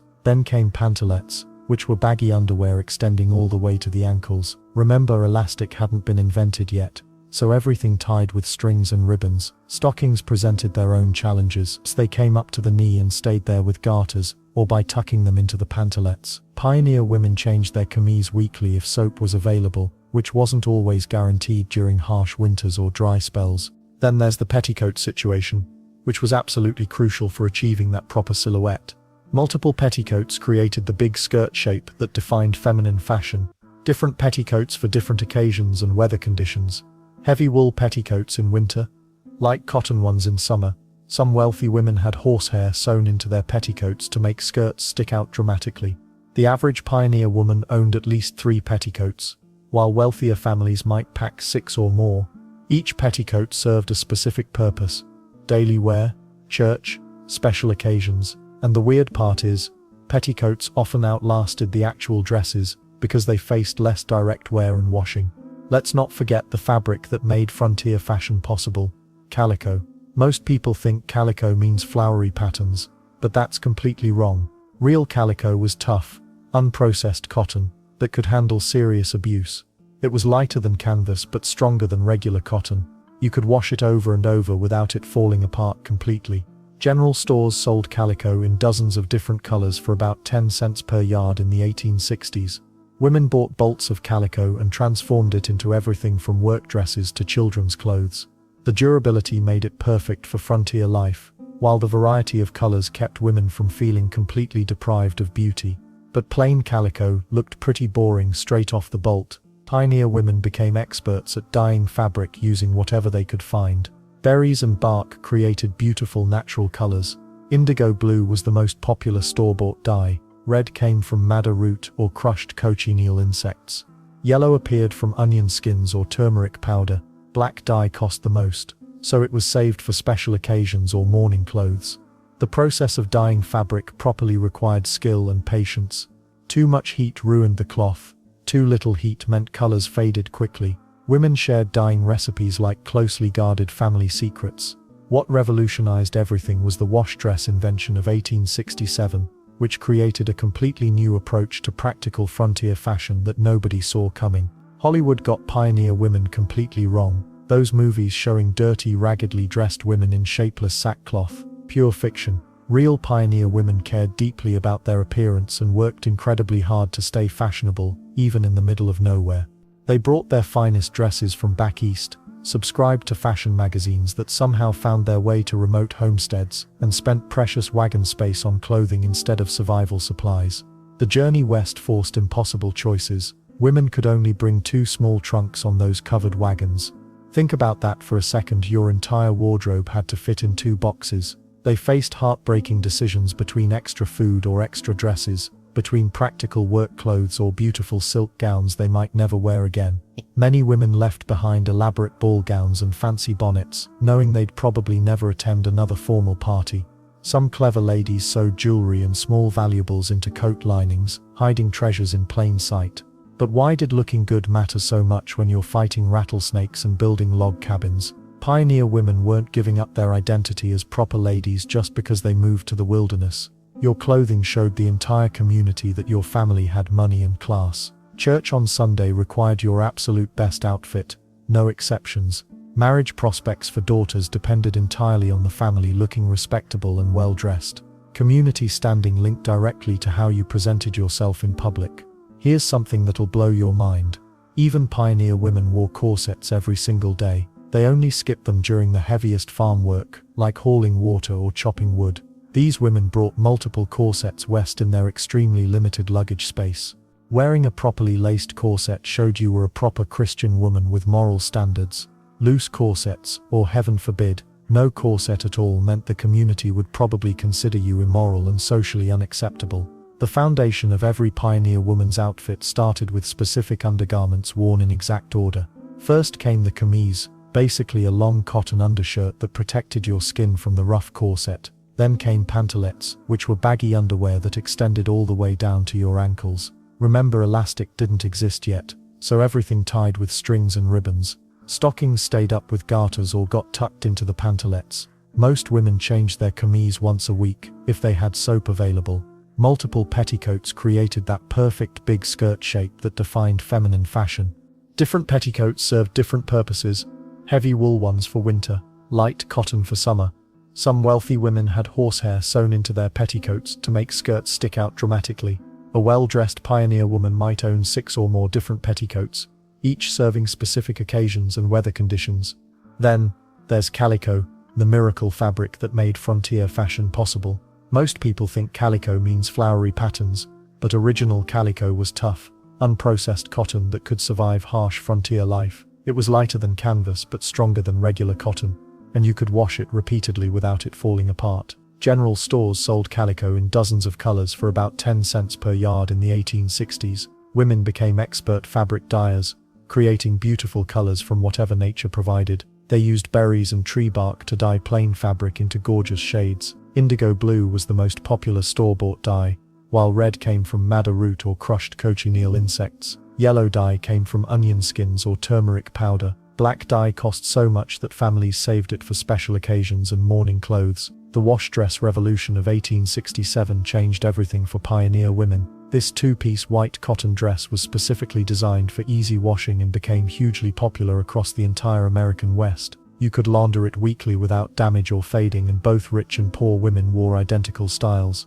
It was the first example of mass-produced practical women's fashion that actually made sense for frontier life. Daily work dresses balanced practicality with femininity in clever ways. Skirts were hemmed 3 inches shorter than fashionable city styles to prevent tripping over farm equipment. Women sewed weights into hems to prevent prairie winds from lifting their skirts inappropriately. Sleeves stayed loose enough for milking cows and chopping wood, while high collars protected necks from sun damage. Somehow, the fitted bodices still managed to show a feminine waist shape. Let's not forget the all-important apron, every pioneer woman's best friend. These weren't just decorative accessories. Women used aprons to carry eggs, vegetables, and small tools around the homestead. They became emergency baby blankets, signal flags for calling help, and protective covers for expensive dress fabric. Most women owned multiple aprons and wore them constantly during daily work. Even in the remotest homesteads, Sunday church clothes stayed fancy and fashionable. Women carefully preserved silk dresses for special occasions,